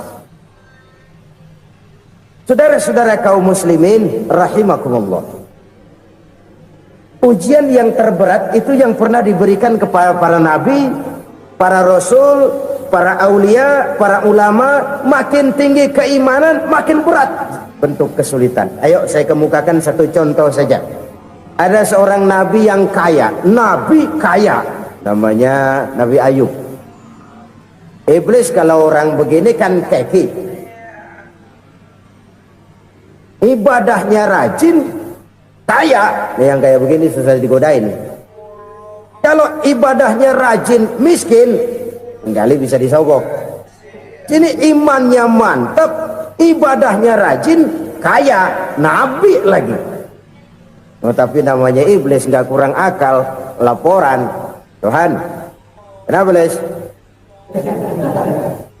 Ya ini bahasa saya, bahasa Qurannya sih nggak gitu. Itu hambamu yang namanya Ayub, dia rajin ibadah cuma karena dikasih kaya aja. Coba kasih miskin dia, berhenti dia sembahyang. Ah kamu bisa aja. Saya tahu Ayub itu hambaku yang ikhlas. Saya buktiin Tuhan, silahkan. Dibuktiin lah, iblis turun ke alam ini. Yang mula-mula dia lakukan, dia rusak sawah ladang Nabi Ayub. Dia binasakan binatang ternak Nabi Ayub. Sehingga dalam waktu singkat, Jatuhlah Nabi Ayub dari orang paling kaya jadi orang paling miskin. Beliau masih ibadah di mihrab dalam masjid. Datang iblis. Saudara Ayub, ya. Lagi ngapain? Ibadah. Nyembah Allah, nyembah Allah. Oh, percuma. Kenapa? Tuhan yang ente sembah nih, dia udah bikin miskin ente. Sawah ladang ente hancur lebur, binatang ternak binasa. Sekarang ente jadi orang paling miskin. Ngapain nyembah Tuhan kayak begitu? Tekor. Udah berhenti dah ibadah, berhenti ibadah. Ini iblis sama Tuhan laporannya lain, yang dikerjakan kepada Nabi Ayub juga lain. Benar begitu iblis kata Nabi Ayub? Iya, sawah ladang saya habis, buras. Binatang ternak saya binasa, binasa. Saya miskin, bangpak. Apa jawab Nabi Ayub? Bukan innalillahi, ya, ini hebat. Alhamdulillahillazi a'tani wa akhza minni. Segala puji bagi Allah yang telah memberikan harta kepada saya dan sekarang mengambilnya lagi. Alhamdulillah. Allah yang ngasih, Allah yang ambil. Itu mah urusan Allah. Iblis cuman ibadah jalan terus, sujud lagi Nabi Ayub. Iblis seleher gondok banget. Dasar Nabi nggak mempan dia apa-apain. Miskin malah alhamdulillah. Allah yang ngasih, Allah yang ngambil. Jadi kalau kita tidak komit, kita tidak terikat kepada kaya, miskin, senang, susah, apa yang bisa bikin kita susah? Jadikan kekayaan, kemiskinan, jadikan senang, susah sebagai anak buah yang bisa kita atur. Jangan kekayaan ngatur kita, jangan kemiskinan ngatur kita. Kita yang harus mengatur mereka. Senang, susah, kaya, miskin, bahagia, sengsara, jadikan itu anak buah yang bisa kita atur. Kalau sekarang kita kaya, lain saat boleh jadi kita miskin, semiskin-miskinnya. Allah yang ngasih, Allah yang ngambil. Tenaga mana yang bisa menghalangi? Ibadah jalan terus. Iblis makin gondok. Dasar Nabi loh. Akhirnya apa? Nabi Ayub dikerjain, diberikan penyakit. Demikian fatal penyakitnya. Bayangin, udah miskin sakit. Masya Allah. Miskin sakit. Sakitnya nggak lama, kira-kira 16 tahun. Istrinya 3, 2 mental minta ceraiin. Ngerawatin laki bengek begini. Senang belum tentu, susah udah pasti nih. Cerai aja, cerai lah. Cerai. Tinggal satu Siti Rahmah yang setia menemani beliau. Sesetia-setianya hati perempuan. Satu saat Siti Rahmah bilang, "Bang, iya, abang kan Nabi bang. Lalu namanya Nabi kan doanya jarang meleset bang. Maksud kamu minta kenapa sih sama Tuhan biar abang sembuh baik dah bang?" Siti Rahmah, iya. Saya sakit berapa tahun sih dah? 16 tahun bang. Sebelum ini saya sehat berapa tahun? Ya kira-kira 60 tahun bang. Nah coba ente banding-bandingin Rahmah. Saya dikasih sehat 60 tahun, dikasih sakit 16 tahun. Sudah nggak sabar mau doa kepada Allah minta sembuh. Saya malu kepada Allah. Diuji dengan yang luar biasa seperti ini, tidak mengganggu stabilitas kehambaannya. Dia tetap menghamba kepada Allah Subhanahu wa ta'ala. Saudara-saudara kaum muslimin rahimakumullah, kunci menghadapi kesulitan itu apa? Allah jelaskan dalam satu ayat, wa basyiris sabirin alladzina iza asabathum musibah qalu inna lillahi wa inna ilaihi raji'un. Gembirakan orang-orang yang sabar. Siapa mereka itu? Yang apabila mendapat musibah mereka kembali kepada keyakinan dasar, segalanya dari Allah dan segalanya akan kembali kepada Allah. Ini konsepsi dasar dari sikap muslim dalam menghadapi berbagai kesulitan. Segalanya dari Allah, segalanya akan kembali kepada Allah. Kalau ini sudah kondisi dasarnya, maka kita akan lapang menghadapi kenyataan bagaimanapun pahitnya. Apakah itu namanya miskin, apakah itu namanya sakit, bahkan maut sekalipun. Maut sekalipun. Segalanya dari Allah, segalanya akan kembali kepada Allah. Ini sikap hidup, bukan sekedar ucapan. Kita kadang-kadang menjadikannya sebagai ucapan. Mulutnya sehingga berhenti, innalillahi wa inna ilaihi rajiun, tapi nangisnya terus gerung-gerungan. Bukan itu, ini kesadaran moral. Kalau segalanya dari Allah, segalanya kembali kepada Allah, kan sebenarnya cuma nunggu giliran. Hari ini saya nyembayangin dia, entah hari apa saya disembayangin orang. Hari ini saya antar dia ke kubur, entah hari apa orang nganterin saya ke kubur. Hari ini saya tahlilkan dia, entah nanti kapan orang tahlilkan saya. Segalanya dari Allah, segalanya akan kembali juga kepada Allah. Oleh sebab itu saudara-saudara, kesulitan bukan untuk ditakuti, kesulitan justru untuk diatasi, dicarikan jalan keluarnya. Dan tidak ada orang yang tidak pernah mendapat kesulitan, tidak ada. Semakin tinggi status sosial, semakin tinggi kualitas keimanan, semakin besar juga tingkat kesulitan. Hanya saja bagaimana cara kita mengatasinya. Dan Al-Quran menyatakan, inna ma'al usri yusra. Di balik kesulitan itu pasti ada kemudahan. Roda itu berputar. Karena itu Rasulullah sallallahu alaihi wasallam mengingatkan kepada kita, ta'arraf ilallahi firraha ya'rifka fisyiddah. Ingatlah kepada Allah di waktu kamu senang, supaya Allah ingat kepada kamu di waktu kamu susah.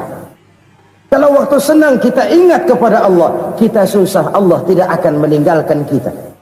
Tapi kalau waktu senang kita jauh dari Allah, sujud tidak sempat, dengan masjid jauh, ketika senang kita lupakan Allah.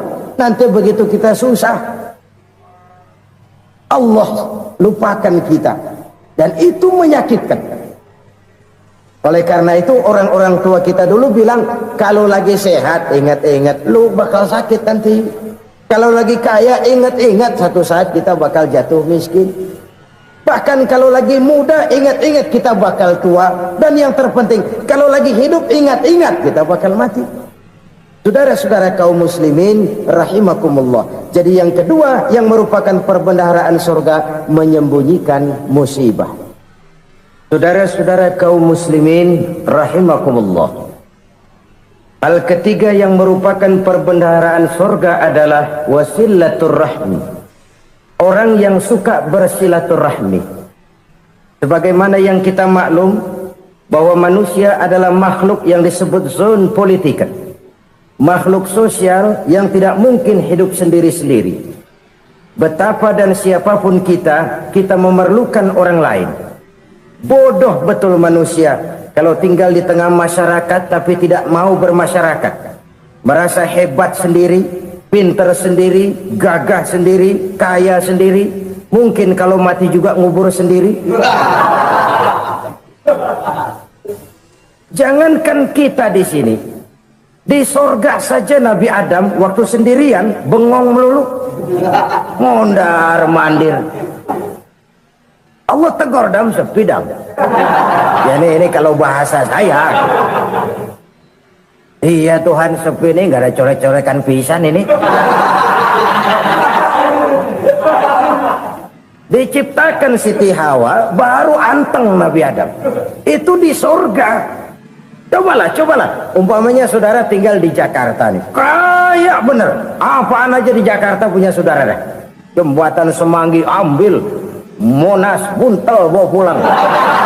Hotel-hotel ambil semua. Cuman tinggal di Jakarta sendirian, apa enaknya? Betapa dan siapapun kita perlu orang lain. Tidak ada seorang pun yang bisa memenuhi kebutuhan hidupnya secara sendiri-sendiri. Nah, Islam telah menyelamatkan manusia dari ras diskriminasi, mengikat manusia dengan persaudaraan yang berlandaskan kepada akidah. Karena itu dianjurkan bersilaturahmi. Bahkan Nabi menyatakan, man arada ayyubsata lahu fi rizqihi wa yunsa'a fi atharihi falyasil rahimah. Siapa yang kepengen diluaskan rezekinya dan dipanjangkan usianya, banyaklah ia bersilaturahmi. Siapa yang kepengen dimudahkan rezekinya, hendaknya ia banyak bersilaturahmi. Kalau banyak teman, kesulitan kan paling tidak ada tempat cerita. Udah susah sendirian, kita pikirin diri, nggak ada tempat tukar pikiran. Cepet banget sama bengek. Dilawan sendiri. Nah, secara makro kita bisa berkata, tidak mungkin ada kemenangan kalau tidak ada kekuatan. Tidak ada kekuatan kalau tidak ada kesatuan dan persatuan. Tidak mungkin ada kesatuan dan persatuan tanpa semangat silaturahmi. Kalau umat Islam mau menang, dia harus kuat. Kalau umat Islam mau kuat, dia harus bersatu. Kalau umat Islam mau bersatu, dia harus membudayakan silaturahmi ini. Bahkan sampai-sampai kata Nabi, kalau bisa cari nilai tambah. Apa? Silman qata'ak. Bersilaturahmilah kau kepada orang yang marah denganmu. Masya Allah, indahnya ajaran agama kita. Orang yang marah pun kepada kita, kata Nabi, kalau bisa bersilaturahmilah kepadanya, kepada orang yang marah itu. Di situ nilai tambah. Cuman jujur nih hadis, ngucapinnya gampang, ngamalinnya yang berat banget. Orang marah sama kita, kita disuruh silaturahmi. Ada apa malu? Lu marah tuh, gue marahan lagi. Tunggu pikirin. Saudara-saudara kaum muslimin rahimakumullah. Tapi ini yang diajarkan, bahkan ini yang dicontohkan oleh baginda Rasul. Bagaimana begitu mudah? Misalnya satu saat Abu Jahal ini ngatur strategi bagaimana bikin Muhammad celaka. Dia gali lubang di depan tempat tidurnya.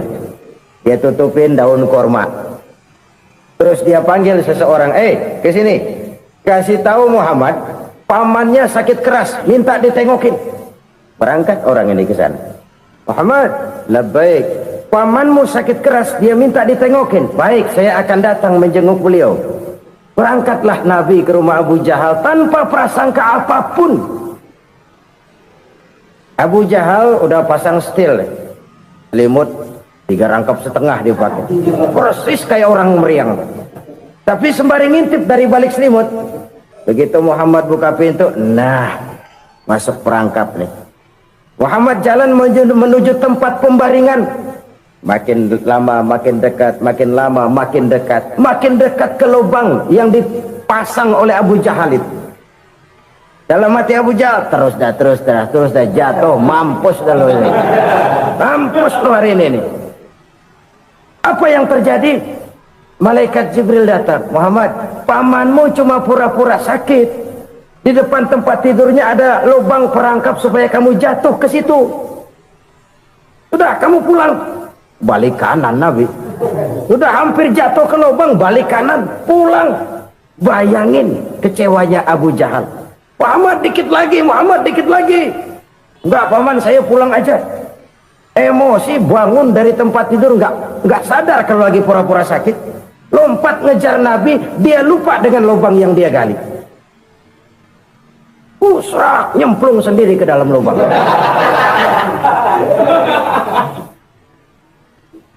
Nabi terus berlalu.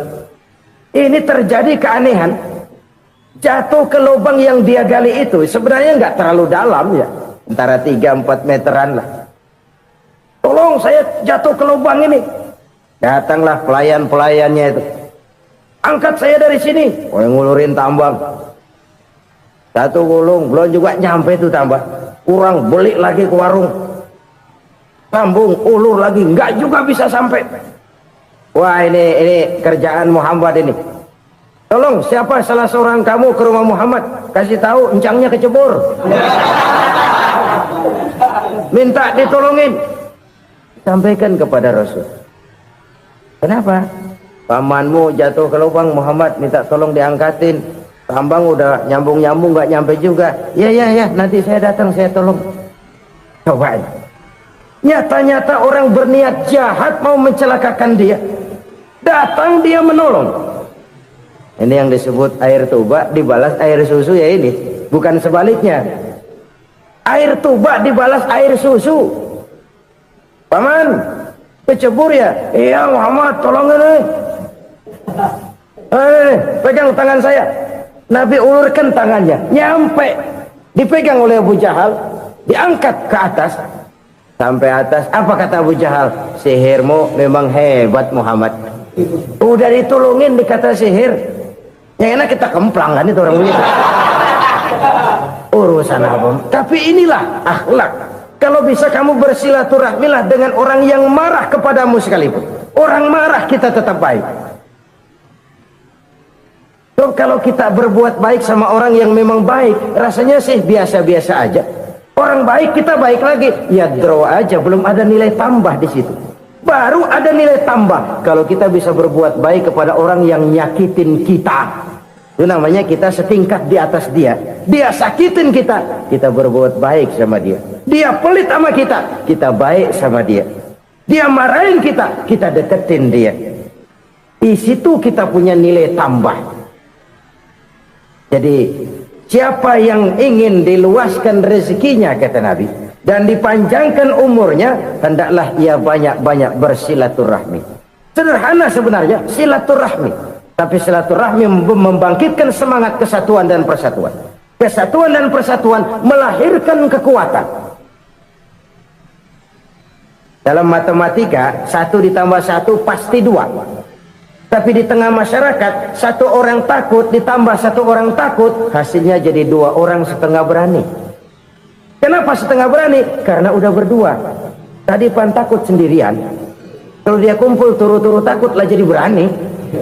Kita yang lemah, kita yang tidak berdaya, kita yang miskin, kalau mau kompak bersatu, apa yang nggak bisa kita kerjain?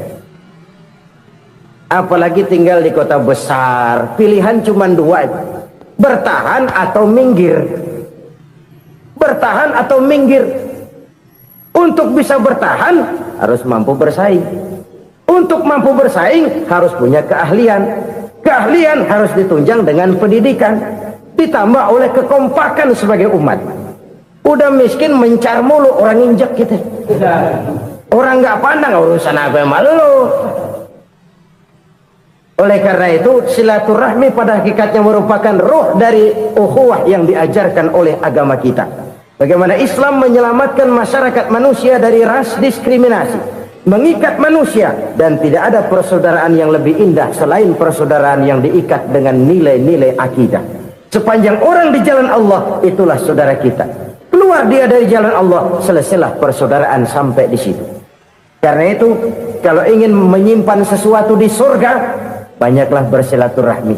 Datang ke rumah ini, datang ke rumah itu, dan lain sebagainya. Itu simpanan kita di akhirat nanti. Ini yang ketiga. Saudara-saudara, yang keempat, perbendaharaan surga itu apa? Wa qawlu la hawla wa la quwwata illa billah. Ucapan la hawla wa la quwwata illa billah. Ibadah kan ada yang berat, modalnya besar. Bangun masjid berat, modalnya besar. Bangun rumah sakit berat, modalnya besar. Ada ibadah yang berat tapi modalnya ringan. Misalnya puasa. Puasa itu berat, mengendalikan nafsu. Kalau sekedar nggak makan nggak minum sih enteng, mengendalikan nafsu itu jihad terbesar. Tapi kan modalnya ringan, cuma niat saja. Ini ibadah berat, modalnya ringan. Ada ibadah yang ringan, modalnya juga enteng. Seperti termasuk ucapan la haula wa la quwwata illa billah. Tanpa sadar, la haula wa la quwwata illa billah, nyelengin tuh di surga. Nyelengin, kita nggak terasa nyelengin simpenan akhirat. La haula wa la quwwata illa billah, nyimpan lagi. Kaget, la haula wa la quwwata illa billah, nyimpan lagi. Banyak simpenan.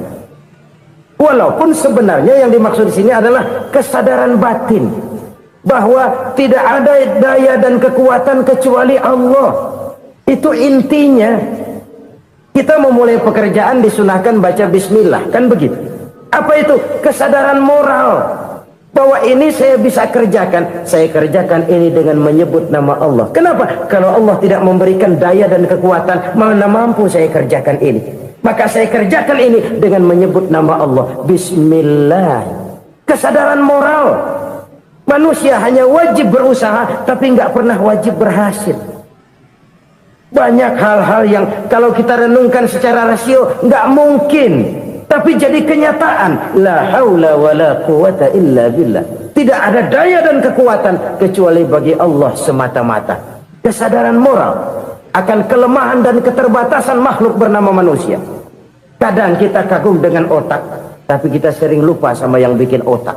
Padahal bagaimanapun hebatnya otak, yang bikin otak pasti lebih hebat dari otak.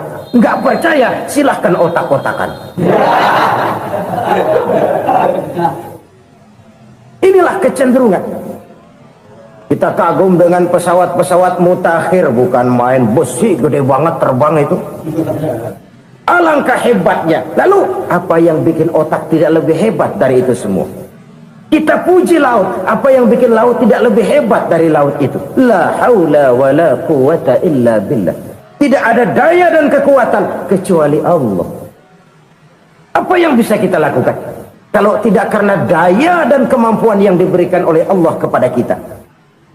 Lahirlah sikap tawadu, rendah hati, tidak melonjak menjadi angkuh dan sombong, sadar akan kelemahan dan keterbatasan diri sebagai makhluk yang diciptakan oleh Allah Subhanahu wa taala. Jadi satu sisi ini ucapan yang berpahala, la haula, jadi wiridan. Pada sisi lain ini kesadaran moral, sikap mental, kesadaran batin bahwa yang punya daya dan kekuatan itu cuma Allah. Kita nggak pantas untuk sombong, sebab sombong itu pakaiannya Allah. Kita nggak sedang pakai pakaian Allah, kegedean. Dan makin kita renungi, makin terbentur. Apa sih yang bisa kita sombongin? Kita mau sombong apa? Kaya, pintar, itu kan semua relatif. Di atas langit masih ada langit lagi. Jadi oleh karenanya, marilah kita menyadari, manusia hanya wajib berusaha, tapi tidak pernah wajib berhasil. Yang berusaha saja tidak wajib berhasil, apalagi yang tidak berusaha. Islam bukan agama orang pemalas yang selesai sholat lalu endelohom, enggelenggem ayem-ayem. Tapi Islam bukan agama orang sombong yang setelah berusaha lalu tidak memerlukan Allah. Kita bisa saja bikin proyeksi, tahun sekian kita bakal panen besar menurut perhitungan otak. Tapi ada kejadian lain. Apa? Tikus ngambek. Habis itu dimakanin tikus, panen gagal. Proyeksi rasional gagal oleh tikus-tikus yang ngambek itu. Bisa saja terjadi. Tahun depan kita panen besar, urung. Kenapa? Musim panas panjang. Dan sekarang ini koran-koran bikin berita musim mengalami penyelewengan. Bukan cuma manusia yang nyeleweng sekarang. Musim pakai nyeleweng. Mestinya kan musim hujan udah selesai, masih hujan-hujan juga. Musim. Nah sekarang kita boleh bikin proyeksi, kita bakal panen besar. Tahu-tahu musim panas panjang, sawah retak, air kering. Cari teknokrat yang paling botak, suruh pendekin tuh musim panas. La haula wa la quwata illa billah. Inilah kesadaran moral. Saudara, saya teringat satu saat ada seorang konglomerat. Umurnya ya kira-kira 70-an. Satu saat dia ditanya oleh wartawan, "Pak, umur Bapak berapa sih?" "Ya paling 10 tahun." 10 tahun? 10 tahun? Anak Bapak berapa orang? Satu saja? Satu. Harta Bapak berapa? Ya paling-paling bangsa 7 juta kali. 7 juta? Iya. Pak, kenapa Bapak bohongi saya? Bapak punya buku biografi. Koran-koran, majalah-majalah banyak memuat cerita riwayat hidup Bapak. Saya tahu umur Bapak 70. Kenapa bilang cuma 7 tahun? Saya tahu anak Bapak 8. Kenapa cuma bilang 1? Saya tahu harta Bapak miliaran, mungkin triliunan. Pabrik di mana-mana, bank di mana-mana. Kenapa bilang uang Bapak cuma 7 juta? Nah, kata si konglomerat tadi, kamu benar nak, kamu benar. Umur saya kalau jumlahnya memang 70 nak. Cuman ingat-ingat saya, baru 7 tahun terakhir ini saya sujud. Baru 7 tahun terakhir ini saya berusaha dekat dengan Allah. Saya laksanakan perintahnya, saya jauhi larangannya. 7 tahun inilah rasanya yang ada nilainya di hadapan Allah. Yang 63 tahun matong, kelabu, kelem umur gue. Habis untuk maksiat, untuk munkarat. Maka ketika ditanya tadi, umur saya 7 tahun itu. Oh begitu Pak. Oh iya. Lalu anak Pak. Anak Bapak kan 8. Kenapa bilang cuma 1? Nah, kalau jumlah hitungannya memang anak saya 8. Tapi dari 8 orang ini rasanya cuma 1 nih yang bakal jadi buah hati, belahan jantung, pelanjut cerita, penerus sejarah, bakal jadi anak soleh yang akan mendoakan saya. Cuma 1 rasanya anak saya ini yang bakal jadi buah hati saya, besar-besaran saya, yang akan mendoakan di kubur saya, yang akan mendoakan di akhirat saya. Yang 7 orang mana? Masya Allah, yang 1 tenggeng, yang 1 nyekek botol mulu, yang 1 nggak karu-karuan. Makanya saya bilang 1 anak saya yang akan bisa mendoakan saya. Oh begitu Pak. Iya. Nah harta Pak, harta Bapak kan triliunan, pabrik Bapak di mana-mana, uang Bapak hampir di tiap bank-bank besar. Kenapa bilang cuma 7 juta? Betul kau nak. Harta saya kalau jumlahnya memang miliaran, triliunan mungkin, tapi yang saya ingat baru 7 juta tuh yang saya belanjakan di jalan Allah. Saya nyumbang masjid, saya santuni yatim piatu, saya bantu pembangunan pesantren, saya bantu pembangunan rumah sakit Islam. Itu yang akan saya bawa pulang ke akhirat, yang 7 juta itu. Yang triliunan itu nanti akan diperebutkan oleh anak-anak saya sebagai waris saya. Jadi harta saya 7 juta itu yang bakal nemenin saya di akhirat, yang akan saya bawa pulang jadi teman saya. Saudara-saudara kaum muslimin, jangan-jangan orang tua itu adalah kita-kita ini. Jangan-jangan kita-kita ini adalah orang tua itu. Jangan-jangan itu potret dari diri kita masing-masing. Dari sekian umur yang diberikan Allah, berapa tahun yang ada nilainya di hadapan Allah? Dari sekian anak-anak yang merupakan amanah, berapa yang akan mendoakan kita sebagai orang tuanya menjadi anak soleh? Dari sekian banyak harta yang diberikan Allah, berapa yang akan kita bawa pulang menghadapnya nanti, yang kita belanjakan di jalan Allah? Ini sebuah potret kehidupan. Karena itu kita kembali kepada la haula wa la quwwata illa billah. Kita wajib berusaha, kita wajib berikhtiar. Selebihnya, segala daya dan kekuatan hanya milik Allah saja semata-mata. Satu kesadaran batin dari setiap pribadi muslim. Setelah ia berusaha dan berikhtiar, ia menyerahkannya kepada Allah Subhanahu wa ta'ala. Jadi satu sisi ini merupakan wiridan ucapan yang mengandung pahala, pada sisi lain ini merupakan sikap batin dari seorang muslim di dalam ia menghadapi realitas kehidupan ini. Saudara-saudara kaum muslimin rahimakumullah, kalau ini kita jadikan satu basis kehidupan, maka ini akan menyelamatkan manusia dari kemungkinan tergelincir menjadi orang yang lupa diri dan lupa darat. Sebab itu Imamul Ghazali berpesan, jaddidis safinah fa innal bahra amiq wa khuziz zad fa inna safara ba'id wa khaffifil hamla fa innal hamla sadid. Perbarui selalu kapalmu karena lautan sangat dalam. Bawa bekal yang banyak karena perjalanan ini sangat jauh. Ringankan beban karena kebanyakan beban akan menyakitkan. Alangkah indah kalimat ini, alangkah dalam makna yang terkandung di sana. Perbarui selalu kapalmu karena lautan sangat dalam. Apa artinya ini? Jaga mentalmu baik-baik. Pelihara imanmu baik-baik, karena hidup penuh cobaan seperti lautan. Kita kalau berlayar di lautan kan kadang-kadang tenang, angin bertiup sepoi-sepoi basah. Jika malam datang, bintang gemintang bertabur menghias cakrawala, rembulan memantulkan sinarnya dengan indah. Dalam keadaan begitu berlayar enak. Tapi lain saat ombak menggunung, halilintar menyambar, angin topan bertiup. Berapa banyak sudah saudara-saudara kita yang tenggelam di lautan dunia tanpa sadar bahwa dia belum sampai kepada pantai yang akan dituju. Berapa banyak sudah saudara-saudara kita yang tenggelam di lautan dunia ini tanpa sempat bangkit lagi. Dia menyangka sudah sampai kepada tujuannya. Hati-hati kapal jangan sampai bocor karena lautan sangat dalam. Iman ini jaga baik-baik karena hidup penuh dengan ujian. Wa khuzizat fa inna safara ba'id. Bawa bekal yang banyak karena perjalanan sangat jauh. Saudara mau ke Bandung, bawa duit. Saudara mau ke Surabaya, banyakan lagi duitnya. Saudara mau ke Mekah, gepokan, iketan tuh duit nggak lembaran lagi. Makin jauh perjalanan, makin banyak bekal yang harus kita bawa. Kalau saudara dari Jakarta mau ke Surabaya, kagak bawa duit berangkat juga, itu sih bukan berani namanya, nekat.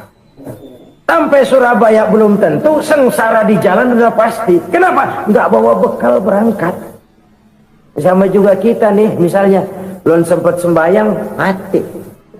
Waduh, berani banget orang. Belum punya bekal, mati. Sengsara di jalan. Atau bekal tidak cukup. Dari Jakarta saudara mau ke Surabaya, bawa duit 500 perak. Paling jauh Cikampek nyampenya itu. Paling jauh itu. Antara jauhnya perjalanan dengan bekal yang saudara bawa tidak seimbang. Hidup ini perjalanan panjang.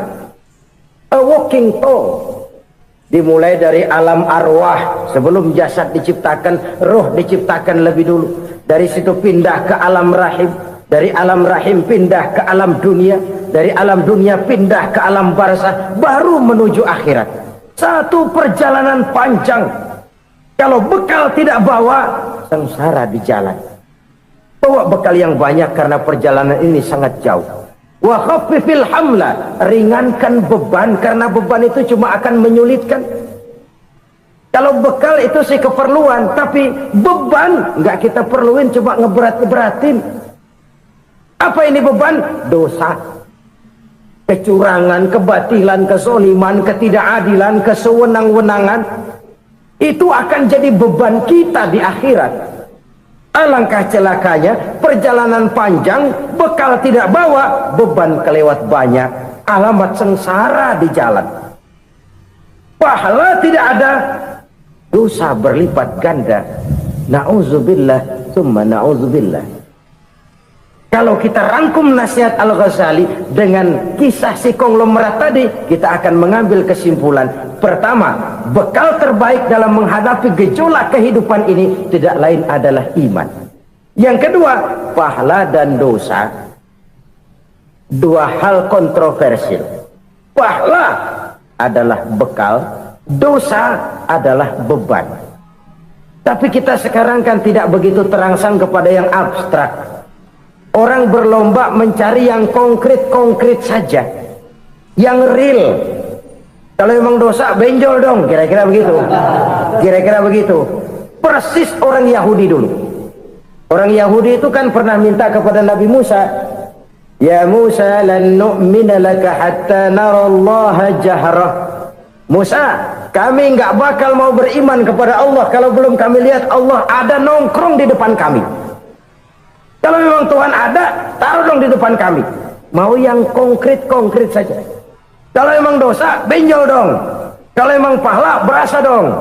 Orang terangsang kepada yang real, yang konkret-konkret saja. Karena itu, untuk mengejar dosa, orang mau bayar. Tapi untuk mengejar pahala, walaupun tidak bayar, orang segan.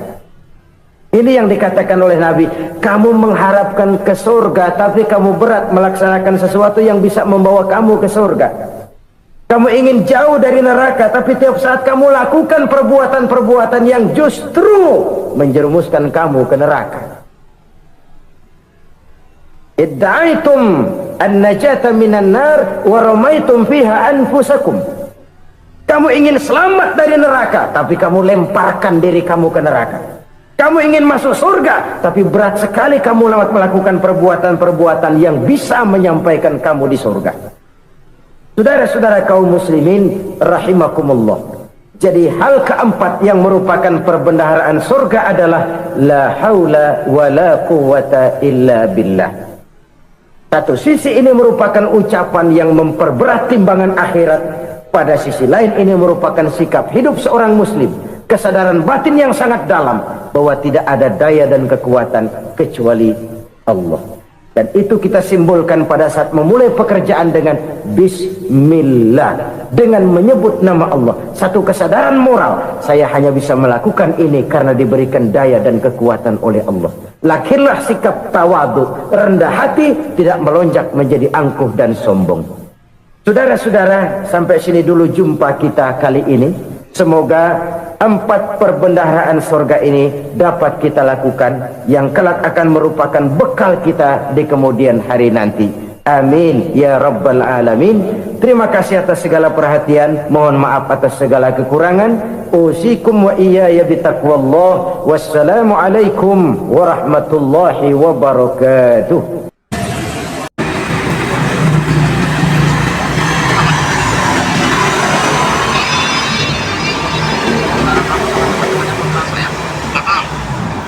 Siapapun saudara kamu, siapapun teman-temannya, kamu gak akan lama ada di sini.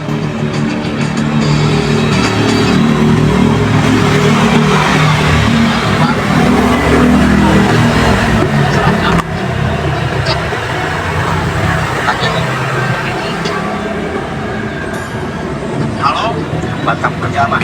Aman? Ada yang datang? Ada 2 orang teman saya.